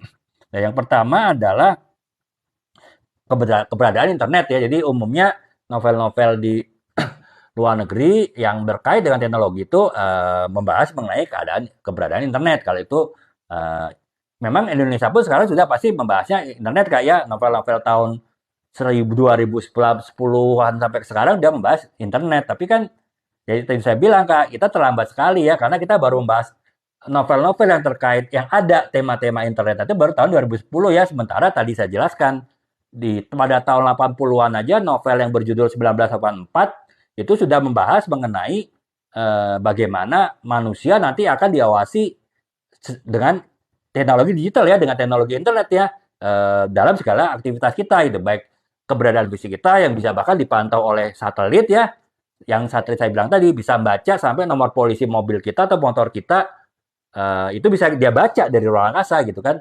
Ataupun juga secara data-data, maksudnya ketika kita melakukan transaksi dengan inilah ya, apa dengan e-money, kemudian mungkin dengan sekarang pakai uang digital seperti OVO, ataupun juga menggunakan kartu kredit, menggunakan kartu debit, itu kita langsung ketahuan posisi kita di mana gitu. Oleh ya yang berkuasa ya, oleh yang punya kuasa atas teknologi digital gitu. Itu kan itu sudah mulai ditulis tahun 80-an gitu oleh penulis novel Amerika ya. Sementara kita baru bahas internet ya tahun 2010, berarti kan kita telat sekali 20-30 tahun kan secara penulisan novel yang membahas mengenai internet. Tapi nggak apa-apa teman-teman ya, ya kita sudah biasa lah ya, terlambat lah ya untuk hal-hal seperti itu gitu. Nah, kemudian yang pertama itu teman-temannya pembahasan mengenai internet ya, dalam konteks bagaimana teknologi itu mempengaruhi penulisan sebuah novel di dalam konteks global dunia ya. Kemudian yang kedua adalah teknologi VR, jadi virtual reality ya teman-teman tahu ya VR ya. Jadi misalnya kan dulu sempat tenar tuh ya VR, kita pakai kacamata, kemudian handphone kita taruh di kacamata tersebut sehingga kita bisa bermain handphone memainkan game itu seolah-olah kita berada di lokasi tempat itu gitu ya. Jadi misalnya yang kita seolah-olah sedang main game roller coaster kan. Biasanya kita kalau main game roller coaster ya pakai handphone di luar kan, kita tidak seperti seolah-olah berada di tempat roller coaster itu kan ya, karena ya kita ya melihatnya di layar handphone yang jauh gitu. Tapi kalau dengan VR kan kita bisa, karena itu ada kita pakai kacamata, jadi kita seolah-olah kita benar-benar melihat pemandangan di tempat roller coaster itu ya. Roller coaster ketika naik turun, ketika belok, ketika berbalik, itu kita seolah-olah berada dalam lingkungan seperti itu. Nah itu teknologi VR itu simpelnya seperti itu teman-teman. Tapi sekarang kan sudah lebih canggih lagi ya. Nah itu ditulis juga oleh penulis-penulis novel yang bertemakan teknologi ya di barat sana gitu. Dan mereka sudah mulai membahas VR dengan segala macam fungsinya ya. Itu jauh lebih kompleks daripada sekedar game ya teman-teman ya. Jadi itu teknologi VR.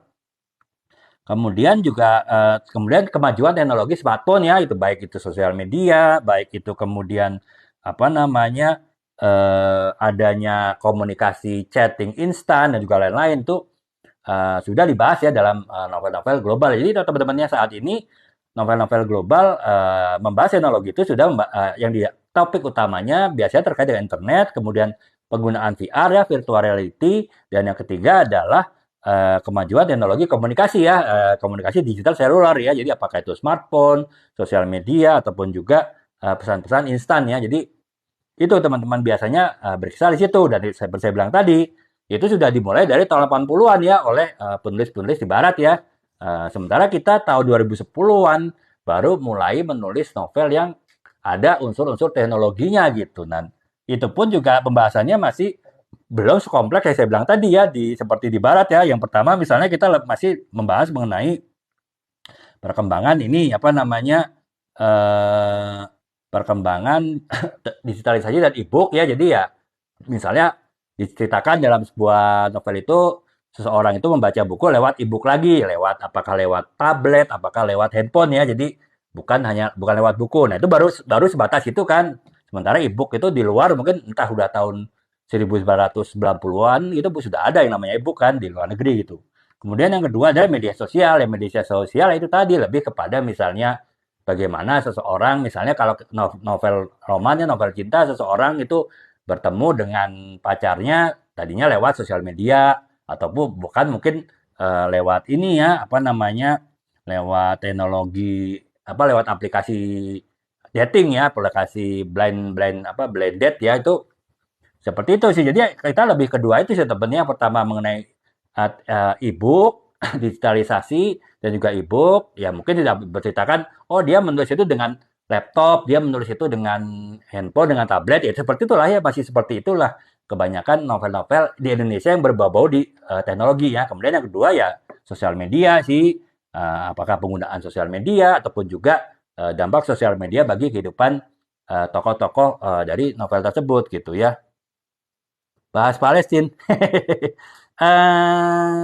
Mungkin nanti saya coba ini Kak ya, kapan saya cari saya cari referensi buku-buku mengenai Palestina. Nanti saya bahas ya Kak ya. Jadi apa namanya? Tetap konteksnya adalah dunia terus penulis ya. Tapi nanti saya akan semacam inilah kayak semacam semacam bedah buku lah ya, buku Palestina. Saya akan coba cari informasinya Kak ya, karena terus terang saya ya nggak begitu paham ya buku-buku apa saja membahas Palestina. Saya akan coba cari dan saya coba riset. Kemudian saya coba buat semacam ininya ya, pembahasan kecilnya. Baru nanti saya angkat ke apa namanya, ke forum ini Kak ya. Jadi mungkin tidak dalam 1-2 hari sih Kak ya. Saya usahakan minggu ini Kak ya. Insya Allah ya saya bisa. Tapi mungkin di akhir minggu ya, mungkin sekitar Kamis ataupun Jumat saya baru bisa bahas ya Kak ya, apa namanya, pembahasan mengenai buku Palestina ya. Jadi tetap konteksnya dunia menulis Kak ya. Hanya saya bahasnya buku-buku mengenai Palestina. Jadi terima kasih Kak. Ya usulannya saya coba ini Kak ya, apa namanya, saya coba cari nanti seperti biasa kalau misalnya setelah saya live itu saya akan buat cuplikannya, live tersebut sekitar 4 atau 5 VT, nanti saya upload di ini saya ya, di akun saya. Jadi nanti setelah itu saya simpen di daftar putar tematik. Jadi kakak mungkin sekarang bisa coba iseng masuk ke akun saya, masuk ke profil saya, kemudian klik daftar putar atau playlist tematik. Di situ isinya cuplikan-cuplikan dari live-live saya yang saya anggap penting untuk teman-teman tahu ya. Nanti saya juga akan taruh di situ tuh kalau yang misalnya nanti sampai ke pembahasan buku-buku tentang Palestina Kak ya. Jadi kalaupun Kak Yeye misalnya terlewat ngikutin live saya mengenai Palestina, mungkin nanti kakak bisa lihat tuh, dicari ininya apa namanya, database-nya di akun saya, di profil saya di daftar putar Palestina. Tapi nanti saya usahakan akan tetap ini Kak upload ya. Jadi kemungkinan masuk ke beranda kakak ya, terutama kalau kakak sudah follow akun saya itu lebih besar kalau ketika saya upload video tersebut. Terima kasih Kak ya sarannya. Mohon maaf nggak bisa langsung cepet ya, karena ya ini agak berat ya pembahasannya ya, walaupun saya dulu lulusannya sih FISIP juga ya, di hubungan internasional gitu. Tapi ya karena ini masalah yang cukup sensitif ya, jadi saya mungkin harus risetnya cukup panjang Kak ya, di antara kegiatan-kegiatan yang lain gitu. Sehingga ya mungkin ya mudah-mudahan saya usahakan minggu ini Kak ya, akhir minggu lah saya bisa bahas ini pembahasan mengenai itu buku-buku mengenai Palestina ya Kak ya. Ya dari sisi lagi-lagi dari sisi literasi ya Kak, dari sisi sastra ya Kak, saya tidak dalam konteks untuk beropini gitu nanti di dalam pembahasan ini, tapi saya lebih membahas mengenai isi dari bukunya gitu ya, kemudian resensinya seperti apa gitu. Saya tidak menambahkan opini ya, karena ya saya tidak mau ya live ini meluas ya, melebar ke arah politik ya, walaupun ya sedikit-sedikit saya tahu ya Kak ya, karena saya dulu kuliah di hubungan internasional sih. Demikian Kak Yaya ya, terima kasih sarannya. Nah, sekarang kita balik lagi nih ke ini ya. Jadi Kak ya, jadi itu sih Kak. Jadi kalau kita lihat kalau novel-novel Indonesia masih belum banyak yang membahas mengenai perkembangan teknologi ya. Bahkan novel-novel yang dibuat oleh Gen Z sekalipun gitu ya, yang ditulis oleh penulis-penulis Gen Z gitu. Nah, ya lebih kepada itu tadi, lebih kepada penggunaan sosial media, kemudian lebih kepada digitalisasi, kita menggunakan handphone, kita menggunakan laptop gitu. Belum yang tadi ya, yang lebih kompleks kalau di secara global kan bagaimana penggunaan virtual reality, kemudian bagaimana penggunaan internet, bahkan sekarang pembahasan artificial intelligence pun saya pernah pelajari itu sudah cukup banyak ya novel-novel di luar ya, di mulai tahun 2000-an awal itu sudah membahas mengenai novel yang membahas artificial intelligence ya. So far Indonesia belum ada penulis yang menulis AI ini ya. Jadi ya seperti biasa sebenarnya kalau teknologi kita pasti terlambat ya. Yang mudah-mudahan nanti Gen Z inilah yang harapan kita di Indonesia emas tahun 2045 yang kita generasi sebelumnya itu mungkin belum bisa capai ya. Gen Z ini bisa mencapai ya termasuk kemajuan teknologi dan juga selalu tidak tertinggal lah dengan perkembangan teknologi itu di tahun 2045 emas ya. Ya mudah-mudahan ya. Jadi itu kita lanjutkan lagi teman-teman. Tadi saya sudah bahas kurang lebih topik-topik teknologi apa yang dibahas baik dari sisi global atau dunia ataupun juga sisi penovelan di Indonesia gitu. Nah, kemudian nah sekarang saya khusus membahas mengenai pengaruh teknologi apa namanya pengaruh teknologi itu dalam novel yang bergenre roman ya. Kalau tadi kan saya bahasnya tuh novel apa ya dipengaruhi oleh teknologi dan novel itu bergenre teknologi ya. Jadi ya itu wajar lah ya. Novel yang bergenre teknologi pasti sangat dipengaruhi oleh perkembangan teknologi gitu. Nah sekarang yang saya bahas adalah novel yang paling tua ya, novel yang paling tua dalam kehidupan manusia itu adalah novel percintaan ya, novel roman gitu. Nah itu, nah bagaimana sebuah novel yang paling tua yang sudah ada ratusan bahkan ribuan tahun yang lalu, genrenya itu bisa dipengaruhi oleh teknologi ya, dan akan tetapi tetap tidak mengganggu tujuan utama ataupun juga esensi ataupun juga inti dari cerita sebuah novel roman kan. Novel roman itu kan intinya adalah sebuah tuh hubungan emosional, kemudian curahan emosional, curahan hati lah, maksudnya ekspresi jiwa yang dinyatakan dalam bentuk novel. Nah itu bagaimana hal-hal yang sifatnya esensial ataupun penting dari dari novel roman tadi itu tidak terpengaruh walaupun sudah memasukkan unsur-unsur teknologi dalam sebuah ini ya, dalam sebuah novel ya. Jadi itu teman-teman yang kita bahas ya. Nah sekarang salah satu bukan salah satu ada beberapa hal yang berkembang dengan adanya teknologi yang mempengaruhi novel-novel yang sifatnya adalah novel-novel roman ya, novel-novel cinta ya teman-teman. Yang pertama adalah komunikasi jarak jauh ya. LDR lah ya, long distance relation. Kalau dulu kita bahas LDR kan pasti ya taman zaman-zaman tahun sebelum tahun 2000 lah ya, bahas LDR tuh berdarah-darah sekali ya. Maksudnya tanda petik penuh dengan nangis bombay ya, ya karena ya begitu misalnya suatu pasangan kekasih yang satunya kuliah di Jakarta, satunya kuliah di Surabaya, ya dulu ya kalau mau ngobrol ya hanya bisa lewat telepon ya, telepon interlokal itu teman tahu lah telepon interlokal aja Jakarta Surabaya mungkin dulu bisa 1 menit bisa 1000 rupiah ya 1000 rupiah zaman dulu ya teman-teman ya bayangin kalau teman-teman bicara dengan kekasih yang seminggu sekali bicara bisa berapa jam gitu kan ya nggak kebayang kan itu namanya kalau kita dulu bicaranya cinta berat di ongkos gitu kan. Nah itu kan sekarang sudah nggak ada udah ada solusi ya dengan perkembangan teknologi komunikasi jarak jauh berkembang ya LDR itu sudah beda lagi ceritanya gitu udah nggak kalau dulu mungkin istilah cerita cinta LDR mikir ke biaya tadi kan makanya ada istilah ada guyonan ada bercandaan itu cinta berat di ongkos gitu kan. Nah tapi sekarang mungkin udah nggak bicara masalah ongkos ya kalau kita bicara LDR gitu kenapa ya WhatsApp nggak ada biayanya bisa dibilang kan biaya kota apalagi kalau misalnya di tempat kos kita ada wifi kan berarti udah nggak ada masalah biaya ya itu bergerak lagi kayak yang lain ya justru karena kita bisa bertemu tiap hari tanda petik ya dengan video chattingnya video WA ataupun video video call yang lain tapi itu kan tetap tidak bertemu langsung ya tetap kemungkinan salah paham itu besar tetap adanya kecurigaan itu tetap besar karena kan hanya melihat di layar handphone gitu kan. Nah itu ya otomatis ini ya teman-temannya uh, akan ada konflik baru gitu akan yaitu konflik misalnya curiga lah kemudian rasa tidak percaya lah karena komunikasinya walaupun seolah-olah bertemu tapi hanya lewat digital gitu jadi itu ya teman-teman ya pengaruh teknologi ya sehingga hubungan long distance relation itu lebih bisa komunikasi intens daripada zaman dulu itu juga melahirkan sebuah konflik-konflik baru dalam sebuah novel roman. Jadi itu ya teman-teman pengaruh teknologi dalam sebuah novel roman antara lain bisa itu tadi mempengaruhi komunikasi dari hubungan cinta jarak jauh ya atau LDR ya long distance relation gitu. Nah kemudian yang selanjutnya adalah adanya apps-apps ya sekarang kan ya semua handphone kita pasti saya yakin apalagi Gen Z ya, Gen Z, Gen Y, bahkan Gen X pun semua handphonenya rata-rata sudah smartphone ya.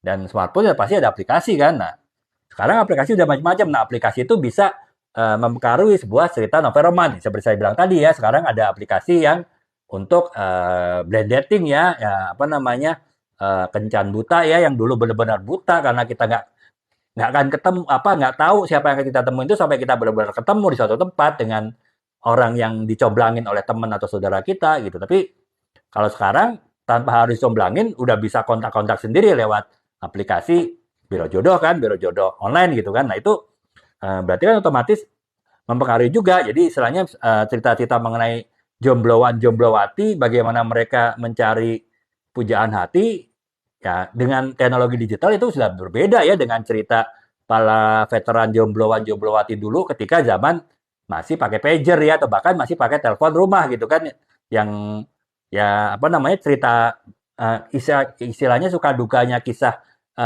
suka dukanya ketika mereka bertemu secara blended tadi pasti beda dengan sekarang gitu ya teman-teman. Jadi itu ya adanya aplikasi-aplikasi itu juga mempengaruhi suatu alur cerita novel roman ya dengan berbagai macam bentuknya gitu. Nah, kemudian yang ketiga ya media sosial ya teman-teman ya. Sekarang semua novel yang berkekinian ya, yang ya novel cinta lah pasti nggak jauh dari media sosial kan. Ya WhatsApp lah minimal pasti ada lah cerita WhatsApp gitu kan. Ataupun juga misalnya cerita mengenai eh, dengan Facebook lah, misalnya updating lagi kencan di mana gitu ya, apa jalan-jalan kemana atau lagi wisata kuliner kemana kan pasti diposting di media sosial itu minimal seperti itu gitu. Bahkan mungkin lebih kompleks lagi, misalnya sebuah kisah percintaan di mana perjumpaan antara pria dan wanita itu melalui digital ya, melalui media sosial. Jadi itu ya teman-teman ya beberapa perkembangan teknologi yang itu bisa mempengaruhi alur cerita, jalan cerita sebuah novel roman ya. Saya ulangi sedikit yaitu perkembangan komunikasi jarak jauh itu tentu berpengaruh pada novel-novel yang bertematik LDR ya, long distance relationship gitu. Kemudian yang kedua bentuk-bentuk aplikasi juga itu mempengaruhi hubungan ataupun juga permulaan hubungan cinta adalah seorang pria dan wanita ya, sehingga ya otomatis mempengaruhi juga jalur cerita cerita novel roman gitu ya. Kemudian yang ketiga yaitu adalah media sosial ya teman-teman ya. Media sosial itu pasti sering jadi pembahasan ya dalam sebuah novel ya. Nah itu teman-teman saya akan jelaskan sedikit nih novel teman-temannya novel Sekarang Abad. Ini kan cerita mengenai kisah cinta seorang pria ya, seorang pria pradana yang dia ya SMA-nya itu sekitar tahun 90-an akhir lah ya. Jadi kemudian apa namanya ya sampai tahun 2023 gitu cerita ini. Nah, itu kan dari baca novel ini mungkin teman-teman Gen Z terutama bisa tahu tuh hal-hal yang mungkin sebelumnya mereka belum tahu ya. Jadi misalnya di awal cerita diceritakan bagaimana si Pradana mengkontak ininya ya gebetannya dengan pager ya. Gimana menggunakan pager itu kan ya karena ya saya bercerita tahun 90 ya mau nggak mau saya harus berdasarkan pada teknologi yang ada tahun 90 gitu. Nah, kemudian ketika kemudian 10 tahun kemudian si Pradana sudah bekerja, baru awal bekerja, sudah ada handphone ya baru akhirnya dia bisa komunikasinya udah berubah nih. Kalau sebelumnya pakai pager kemudian berkembang pakai SMS ya, mungkin saya nggak tahu Gen Z masih tahu nggak SMS itu apa gitu ya. Nah, kemudian yang ketiga baru tahun ketika ceritanya berkisar si Pradana sudah bekerja, kemudian dia tahun 2010-an dia sudah menggunakan BlackBerry waktu itu kan adanya BlackBerry Messenger gitu BBM. Nah, itu kan berarti novel ini pun sebetulnya walaupun bercerita mengenai kisah cinta ya, kisah cinta, kisah romantis dari seorang Pradana dengan beberapa wanita akhirnya melabuhkan hatinya pada istrinya pada yang kemudian jadi istrinya ya, Maudi ya itu mengalami beberapa tahap gitu. Jadi komunikasi dari mulai dengan pager, kemudian dengan handphone yang manual ya, handphone apa bar ya yang masih SMS komunikasinya selain suara, kemudian akhirnya dengan BlackBerry menggunakan BBM, BlackBerry Messenger, akhirnya tahun 2015 ceritanya udah berubah lagi menggunakan WhatsApp ya, sudah WhatsApp, dan kemudian sudah ada pembahasan mengenai beberapa media sosial gitu di novel ini. Jadi ya ini teman-temannya, ini walaupun ini saya nggak nyebutin novel teknologi karena teknologi itu benar-benar latar belakang yang tidak saya bahas gitu, tapi setidaknya di novel ini yang range ataupun jangka waktu ceritanya dari tahun 90-an sampai tahun 2023 ini juga bisa terlihat ada perkembangan teknologi komunikasi ya, hanya dengan membaca novel ini gitu. Jadi kurang lebih ini ya gambarannya Kak Kingsley Year ya. Terima kasih Kak ya, semangatnya, semoga Kakak juga semangat Kak ya. Kalau Kakak sekarang mulai tertarik menulis, masih ragu untuk menulis, Kakak semangat untuk menulis ya Kak ya. Ya bisa belajar dari mana aja Kak ya, termasuk juga dari mengikuti live-live saya ataupun juga mengikuti video-video saya di TikTok Kak ya. Nah itu oke. Nah sekarang kita lanjutin lagi ya. Nah jadi itu ya teman-teman, apa namanya, bagaimana sebuah teknologi, perkembangan teknologi itu bisa berpengaruh terhadap sebuah novel, bahkan novel yang paling tua sekalipun ya, genre novel yang paling tua sekalipun yaitu novel roman ya, novel roman cinta ya teman-teman ya. Nah kemudian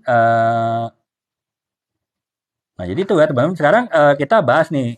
Nah sekarang kan bagaimana nih penulis-penulis, tidak saja penulis seperti saya ya, penulis Gen X, penulis Gen Y, bahkan penulis Gen Z, bagaimana mengantisipasi perkembangan teknologi yang terus berjalan, terus berkembang. Ya saya bilang tadi, perkembangan teknologi digital sekarang sangat pesat ya, tiap tahun tuh pasti teknologi berkembang ya. Sekarang bagaimana penulis mengantisipasi perkembangan teknologi itu dalam penulisan novelnya ya, dalam penulisan apa namanya, membuat alur cerita dari novel-novelnya gitu, yang dipengaruhi oleh perkembangan teknologi ya. Itu yang pertama, antisipasinya adalah ini ya, perkembangannya harus memperhatikan perkembangan yang realistis dan masuk akal ya teman-temannya. Jadi ketika akan membuat pembahasan mengenai suatu teknologi ya harus realistis dan masuk akal. Saya sering memberikan contoh ya, Kak ya. Jadi misalnya, oke lah sekarang sudah ada dikembangkan mobil terbang kan, tapi kan itu masih belum produksi massal ya. Mungkin baru beberapa pabrik lah yang lagi mengadakan riset ya, pengembangan mobil terbang. Jadi secara umum di dunia ini belum ada mobil terbang dalam penggunaan sehari-hari. Nah makanya ketika kita ingin menerapkan teknologi dalam novel kita tetap harus masuk akal ya. Kalau kita bicara tahun sekarang 2023, ya kita jangan bicara dulu mobil terbang karena belum ada gitu. Belum ada secara produksi massal. Jadi akan terasa aneh kalau misalnya kita membuat cerita romantis seorang pria menjemput kekasihnya untuk makan malam romantis di sebuah kafe di ini ya, di luar kota ya, misalnya di puncak gunung lah, misalnya di puncak gitu ya, atau kalau di Bandung kan di Lembang apa-apa yang bisa melihat kota Bandung dari atas gitu kan. Nah itu dia menjemputnya dengan mobil, memang seperti biasa, tapi mobil terbang ya. Itu kan ya akan menimbulkan keanehan, nggak masuk akal kan. Tahun 2003 bagaimana bisa menjemput kekasihnya dengan mobil terbang, karena belum ada. Nah, itu tetap harus diperhatikan Kak ya, apa rasio dan logikanya ketika kita menerapkan perkembangan teknologi dalam novel kita gitu. Jadi ya itu tadi, ya kita bolehlah bercerita mengenai penggunaan handphone yang paling canggih gitu, handphone flip lah ya sekarang gitu kan. Nah, itu ya karena sudah ada kan yang dijual massal gitu. Tapi kalau untuk misalnya mobil terbang itu belum bisa diterapin gitu. Walaupun teknologinya mungkin sudah ada, tapi karena belum ada di pasaran ya kita nggak bisa membuat seolah-olah mobil terbang itu tahun 2003 sudah ada di pasaran secara luas. Ya itu ya Kak ya yang harus antisipasi penulis ketika akan membuat sebuah novel yang ada sentuhan-sentuhan teknologi, perkembangan teknologi, ya harus tetap masuk akal ya, harus tetap logis, jangan hal-hal yang tidak masuk akal yang belum terjadi gitu. Nah, kemudian yang kedua adalah integrasi yang seimbang gitu. Jadi artinya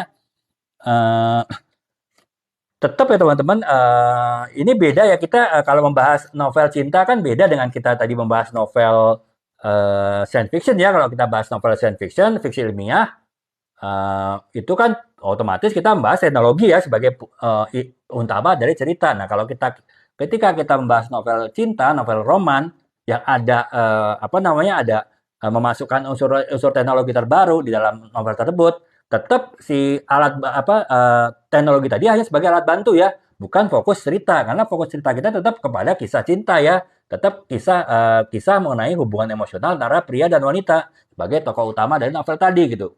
Sehingga ya kita kita tidak menempatkan teknologi itu sebagai utama cerita, hanya pendukung. Misalnya, oh mereka berkomunikasi lewat WhatsApp misalnya, atau mereka berkomunikasi lewat atau mereka bertemu pertama kali lewat Facebook misalnya atau lewat IG, lewat Instagram itu kan itu berarti kan hanya pendukung mereka untuk bertemu kan, bukan kisah cintanya sendiri gitu. Kisah cintanya tetap kisah cinta antara si pria dan wanita gitu. Jadi itu ya Kak ya, integrasinya harus seimbang gitu. Jadi tetap novel cinta gitu. Walaupun kita berbicara mengenai teknologi, ya teknologi itu hanya sebagai pendukung saja dari kisah cinta tadi gitu ya. Nah, kemudian yang ketiga itu adalah relevansi dengan tema ya. Jadi ya teknologi yang kita ceritakan relevan dengan tema ya. Ya misalnya tadi tema sosial media itu kan masih sesuai dengan kisah cinta kan ya, gimana pertemuan antara pria dan wanita itu bisa terjadi lewat sosial media gitu. Kemudian bentuk pendekatan seorang pria dengan wanita juga bisa tidak hanya bertemu langsung tapi juga lewat sosial media, bisa lewat juga misalnya media chatting ya, WhatsApp dan lain-lain. Jadi itu ya Kak ya, dia harus relevan walaupun kita masukkan teknologi harus relevan juga dengan kisah cinta gitu. Jadi itu ya kurang lebih Kak ya, bagaimana seorang penulis novel roman mengantisipasi perkembangan teknologi secara benar, secara tepat ya. Yang pertama ya tentu harus logis ya, jangan kita memasukkan teknologi yang masih belum dipakai tapi seolah-olah sudah dipakai di zaman periode dari novel tersebut gitu. Kemudian yang kedua, integrasinya harus seimbang, artinya kita menjadikan teknologi, unsur-unsur teknologi dalam novel kita itu sebagai pembantu, sebagai penunjang dari kisah cintanya, tapi fokus cerita novel tadi tetap kisah cinta ya antara pria dan wanita sebagai tokoh utama pria dan wanita tadi ya Kak ya. Kemudian yang ketiga itu adalah relevansi dengan tema. Jadi artinya ya teknologi yang kita masukkan dalam novel cinta kita, novel roman kita ya tetap harus relevan. Ya, misalnya media sosial kan, media sosial sebagai unsur untuk terjadinya perkenalan antara pria dan wanita, ataupun juga bagaimana seorang pria melakukan pendekatan terhadap wanita dengan fitur-fitur chatting WA misalnya, itu kan berarti masih relevan ya. Jadi itu sih Kak hal-hal yang perlu diantisipasi oleh penulis novel cinta ketika ingin memasukkan unsur-unsur teknologi dalam sebuah novelnya gitu ya. Kalau beli buku saya Kak Sekar siapa selama ini kayak selama kemarin kan ada ya di TikTok Shop ya Kak ya, tapi kalau sekarang kan ini eh sudah nggak ada. Nah mungkin saya tapi ada juga Kak di toko sebelah kayak warna-warni itu kayak saya kasih nama ini ya Kak ya, kasih nama tokonya eh sama Kakak info Kak, Kakak biasa belanja di warna apa Kak ya? Ini saya kasih info yang warna yang ini Kak. Jadi ini pakai akun ini kayak akun yang lain ya. Saya baru ini masukin ke kolom komentar Kak ini Kak Sekar siapa bisa mungkin bisa masuk nih ke akun ini, diklik kemudian Kakak bisa lihat buku-bukunya apa aja. Ini sebetulnya sih ini kayak toko istri saya, toko fashion ya, fashion muslim terutama, tapi saya titip buku di situ juga gitu. Jadi Kakak paling nanti lihat di ini ya di etalase buku. Nah, itu Kakak bisa lihat gitu ya. Eh, oke Kak, ya Kak Sekar siapa ya? Kakak bisa lihat tuh buku-bukunya di situ ya. Oh, kalau ini ada Kak, tapi kalau toko yang itu nggak semuanya buku masuk, tapi Kakak lihat aja mudah-mudahan yang Kakak cari bukunya ada di situ Kak. Kalau ini orange itu di maaf Pak ya, saya nggak bisa jemput-jemput warna Kak ya, karena ada yang bilang kalau jemput-jemput warna tetangganya di Talkshop itu bisa dikasih peringatan sama ini gitu, sama TikTok. Nah, jadi ini Kak, kalau yang warna ini ya, tapi nggak semua buku ada sih Kak, tapi Kakak coba lihat aja Kakak di situ, akun ini mungkin buku-buku yang Kakak kebetulan tertarik ada di etalasenya ya, karena belum semua buku yang saya tulis itu ada di yang warna ini Kak, yang terakhir gitu ya Kak, Sekar siapa ya. Nah, kemudian sekarang setelah kita membahas apa yang harus diperhatikan oleh penulis ketika penulis novel roman cinta ketika ingin menerapkan teknologi dalam novelnya, kita sekarang baru ke tips-tipsnya nih. Tips-tipsnya yang pertama adalah ya, riset yang cermat ya. Jadi ya walaupun mungkin hanya sekedar ini saya bilang ke teman-temannya, novel cinta itu tetap novel cinta ya. Teknologi itu hanya sekedar penunjang, hanya sekedar pelengkap. Tapi tetap ketika ingin memasukkan unsur-unsur teknologi dalam sebuah novel cinta, novel roman ya, tetap harus ada riset kan. Setidaknya ya mau masukkan unsur-unsur sosial media misalnya, ataupun unsur misalnya aplikasi blend dating misalnya ya, ada aplikasi biro jodoh misalnya ya di sebuah novel percintaan, ya itu tentu ya harus pelajarin dulu tuh si penulisnya. Misalnya bagaimana proses kerja aplikasi biro jodoh gitu. Sehingga ketika membuat novel yang ada cerita mengenai aplikasi biro jodoh di internet itu dia sudah tahu kurang lebih seperti apa. Jadi ya kayak harus ada riset yang mendalam juga gitu. Kemudian yang kedua adalah menyelami pengalaman ya ya ketika ingin membuat novel yang berteknologikan sosial media ya tentu si penulisnya harus punya pengalaman mengenai sosial media. Misalnya dia menceritakan sosial media di TikTok misalnya kan ya dia harus TikToker juga gitu. Dia tuh punya akun TikTok, dia cukup aktif di TikTok sehingga ketika dia ingin memasukkan unsur-unsur apa namanya aplikasi TikTok dalam novelnya ya dia udah tahu TikTok itu seperti apa. Jadi itu ya harus menyelami pengalaman gitu. Kemudian yang ketiga adalah membuat realistis dan unik. Jadi ya tetap itu tadi harus realistis ya. Jangan saya contohnya jangan misalnya mengambil contoh mobil terbang gitu di tahun 2023 karena emang nggak ada kan ya. Tapi tetap dirasakan unik. Tapi uniknya harus realistis ya. Kalau mobil terbang memang unik, tapi kan belum ada kan di tahun 2023. Jadi ya nggak realistis gitu. Nah, makanya harus realistis tapi juga unik gitu. Kemudian yang keempat ya harus juga apa namanya berhubungan dengan emosi ya. Dari tadi kalau sosial media itu kan ada komunikasi yang sifatnya emosional kan. Misalnya bisa aja sepasang kekasih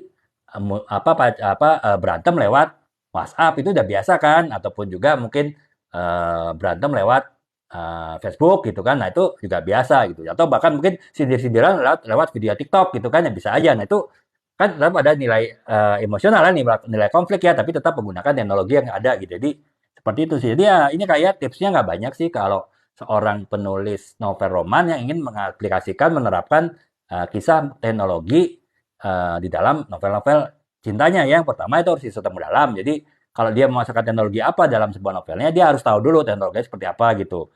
Yang kedua adalah mempunyai pengalaman. Akan jauh lebih bagus kalau dia berpengalaman mengenai teknologi tersebut. Misalnya mengenai kisah cinta yang dibantu oleh media sosial ya, dia ya harus tahu gitu. Media sosial itu seperti apa sehingga media sosial itu bagaimana bisa membantu seorang pria dan wanita itu bertemu dan kemudian menjadi sepasang kasih. Nah itu dia harus punya pengalaman ya menggunakan media sosial tadi gitu sih penulisnya. Kemudian yang ketiga adalah membuat realistis dan juga unik. Jadi kita harus membuat kisah cinta yang ada unsur teknologi itu unik, tapi tetap harus realistis ya. Bukan sesuatu yang belum ada sekarang, bukan sesuatu yang sekarang masih belum terbayang gitu. Jadi harus sesuatu yang sudah ada sekarang yang benar-benar secara realitasnya sudah ada gitu. Kemudian yang keempat adalah juga fokus pada hubungan dan emosi. Artinya ya teknologi yang kita masukkan itu semakin memperkuat hubungan emosi dan juga konflik-konflik dari novel tadi ya. Misalnya itu tadi bagaimana penggunaan sosial sebagai media untuk saling berantem misalnya, ataupun misalnya penggunaan media sosial si cowoknya membujuk si pacarnya, kekasihnya untuk baikan gitu kan, ya ada nilai emosi nilai-nilai emosi di situ kan. Itulah yang harus dipergunakan ketika menggunakan teknologi dalam sebuah ininya gitu, novelnya ya, kurang lebih seperti itu gitu. Jadi itu teman-teman hal-hal yang perlu diperhatikan oleh seorang penulis novel roman, dan juga tips-tips apa saja ketika penulis novel roman itu ingin mengaplikasikan beberapa perkembangan teknologi dalam kisah-kisah di novelnya ya. Nah sekarang yang terakhir saya bahas itu adalah mengenai beberapa contoh ya novel Indonesia ya. Saya bilang tadi novel Indonesia itu sudah ada mulai menerapkan teknologi, tapi masih sederhana ya setelah saya bahas tadi ya. Bukan teknologi yang kompleks seperti AI, kemudian VR. Nah, itu Kak, itu saya sudah pernah bahas ya Kak, ini ya Kak, siapa ya yang ada gambar ya. Jadi ini Kak, kalau untuk menulis konsisten itu, itu saya pernah bahas ya, itu apa namanya,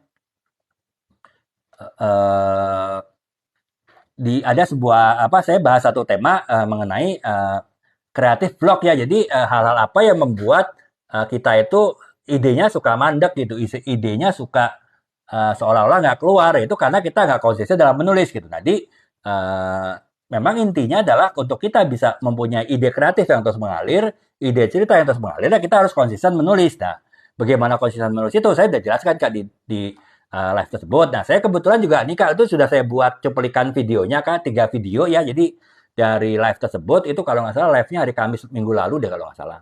Itu saya udah buat cuplikannya 3 video. Nah, Kakak bisa lihat tuh saya sudah upload di VT saya dan saya simpennya tuh di daftar putar playlist tematik Kak ya. Jadi Kakak masuk ke profil saya, kemudian cari daftar putar atau playlist tematik, terus Kakak cari yang paling bawah tuh. Itu ada apa namanya?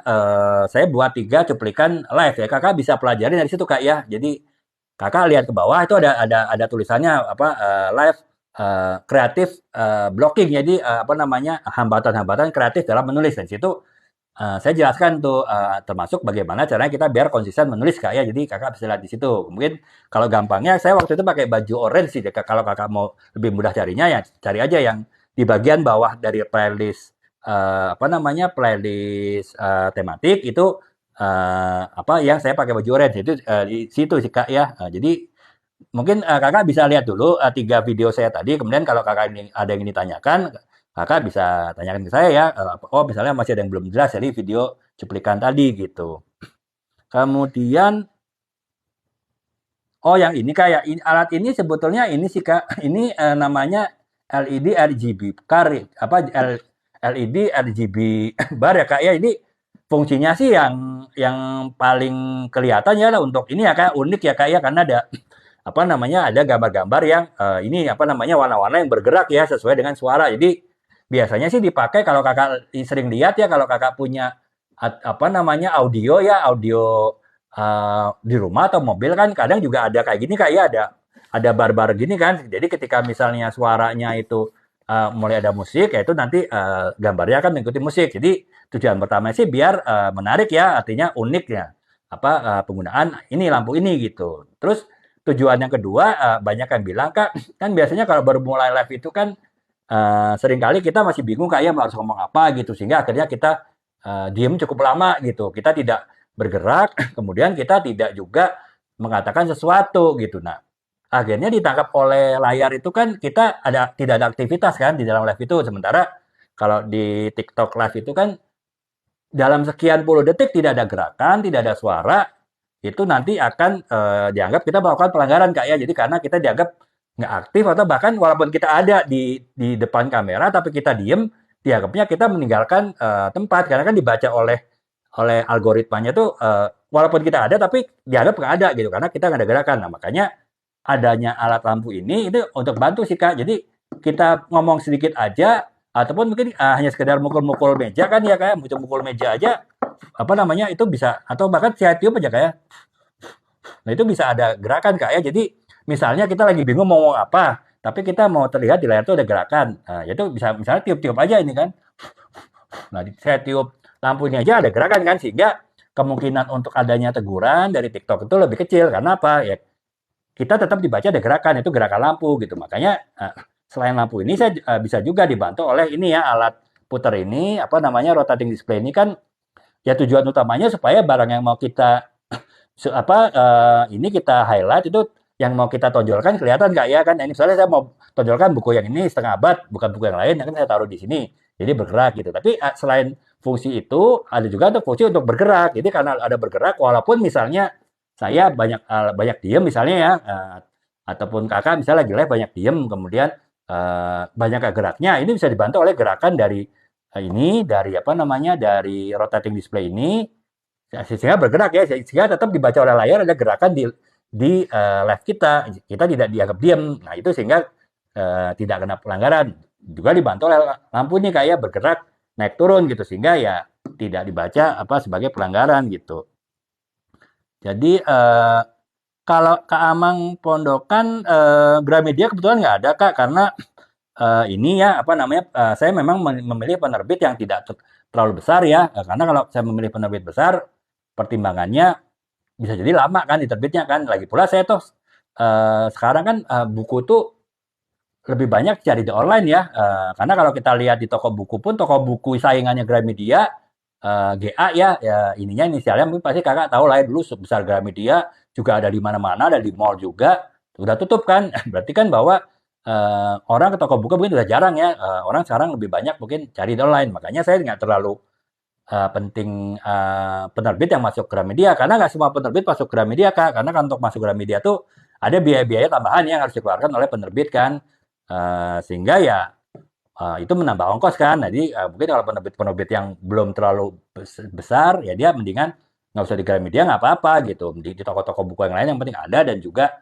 bisa online. Jadi ya mengurangi biaya dan mengurangi resiko ini ya. Kalau bukunya udah masuk Gramedia, udah bayar terus nggak laku kan resikonya double-double ya bagi penerbit itu Kak ya. Jadi paling kalau Kakak mau bisa ini Kak ya cari di online, online di semua toko online ada sama toko-toko buku tapi non Gramedia gitu. Jadi itu kemungkinan masih ada sih Kak ya karena memang si penerbitnya bilang dia nggak masuk Gramedia ya tapi saya nggak masalah sih karena saya nggak terlalu fokus ya nggak walaupun mungkin kebanggaan ya mungkin istilahnya ya inilah ya prestise ya gengsi ya ada toko oh buku saya ada di Gramedia tapi kalau saya sih terus terang nggak fokus ke situ sih Kak, Kak Amang Podokan ya. Jadi ya ini sih apa namanya ya apa namanya apa ya? Jadi ya nggak ada di Gramedia. Jadi itu ya Kak ya kalau Kakak mau cari Kakak bisa lihat. Mungkin kalau Kakak mau tahu buku-buku apa saya apa aja, Kakak bisa lihat di profil, masuk ke profil saya. Di situ ada website saya. Jadi Kakak bisa masuk ke website saya. Kakak bisa lihat tuh apa namanya buku-buku saya apa aja ya. Kemudian kalau Kakak tertarik, Kakak misalnya beli di mana? Kayak biasa beli di hijau atau di orange misalnya ya. Jadi Kakak tinggal ketik aja judul bukunya di ini apa kolom pencarian ya. Nanti kalau Kakak klik itu keluar ininya sih, keluar apa namanya keluar etalasenya kan ya Kakak tinggal pilih mau Kakak memang misalnya mau CO di mana gitu. Jadi kurang lebih itu ya Kak Amang Pondokan ya. Jadi ini mungkin Kakak bisa coba lihat dulu nih buku-buku saya di website saya yang ada di profil saya gitu. Nah, oke, sekarang ini ya teman-temannya karena berhubung udah jam 12 ya, jadi saya akan bacakan ada contoh-contoh novel-novel Indonesia yang sudah mulai menerapkan teknologi ya, walaupun mungkin masih belum banyak juga sih yang menulis ya. Jadi ada beberapa tema ya yang bisa ditulis menjadi sebuah novel roman, novel cinta yang bisa bercerita mengenai teknologi juga gitu. Jadi misalnya yang pertama adalah tema ini ya apa namanya tema yang pertama adalah tema cinta dalam ini dalam media sosial ya. Jadi kan ini kayak jadi apa namanya ya contohnya adalah status relationship ya dari Novia Fitriani itu kan kisah cinta yang terhubungnya melalui seorang pria dan wanita berkenalan melalui Facebook ya melalui media sosial lah ya kemudian akhirnya mereka menjalin cinta dari situ gitu sampai akhirnya mereka kopi darat dan bahkan menikah gitu kan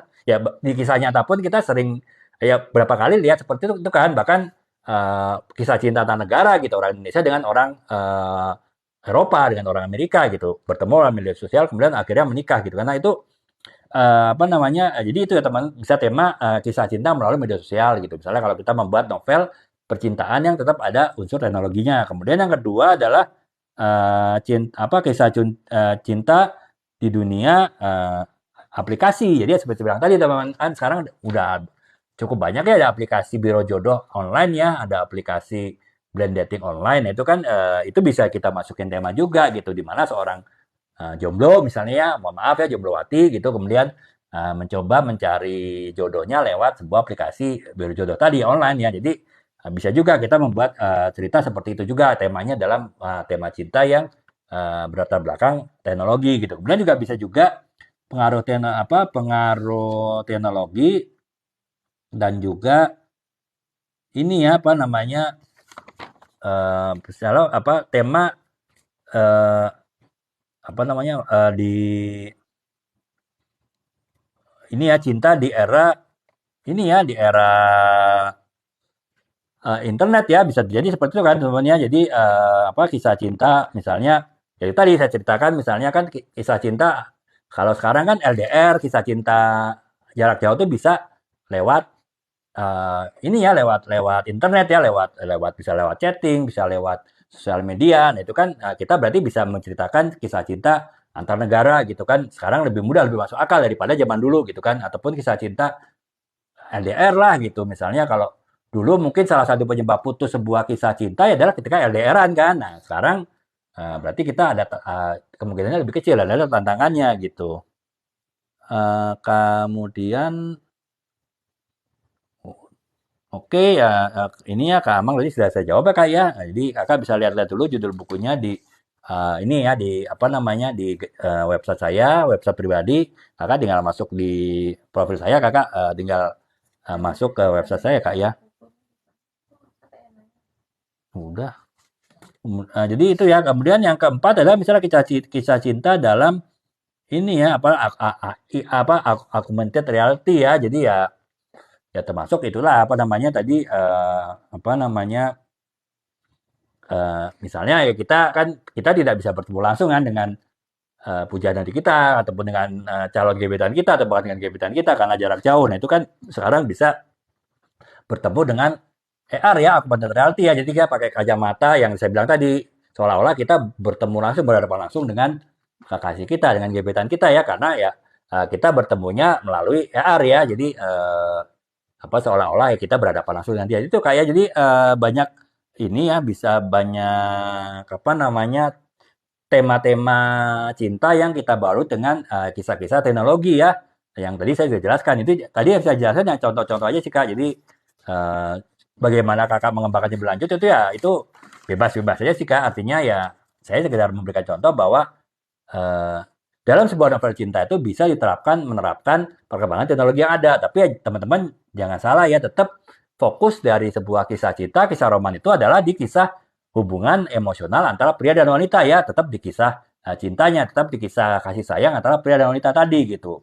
Sementara teknologi itu hanya sebagai alat bantu atau alat penunjang, bukannya fokusnya ada bukannya fokusnya itu ada di teknologinya ya. Beda kalau kita cerita mengenai novel fiksi ilmiah ya. Kalau novel fiksi ilmiah kan ya memang fokus kita adalah ke perkembangan teknologinya gitu, bukan ke hal yang lain. Jadi itu ya teman-teman ya, teman-teman yang harus hati-hati nih ketika menerapkan penerapan teknologi. Kalau memang teman-teman ingin menulis buku science fiction, novel fiksi ilmiah ya teman-teman bisa menjadikan inti ceritanya, fokus ceritanya di teknologinya. Sementara kalau teman-teman ingin menulis sebuah novel percintaan, novel roman yang ada teknologinya, ya teknologi itu hanya sebagai alat bantu. Sementara novel romannya tadi itu adalah apa tuh kisah cintanya itu adalah inti dari cerita tadi gitu ya.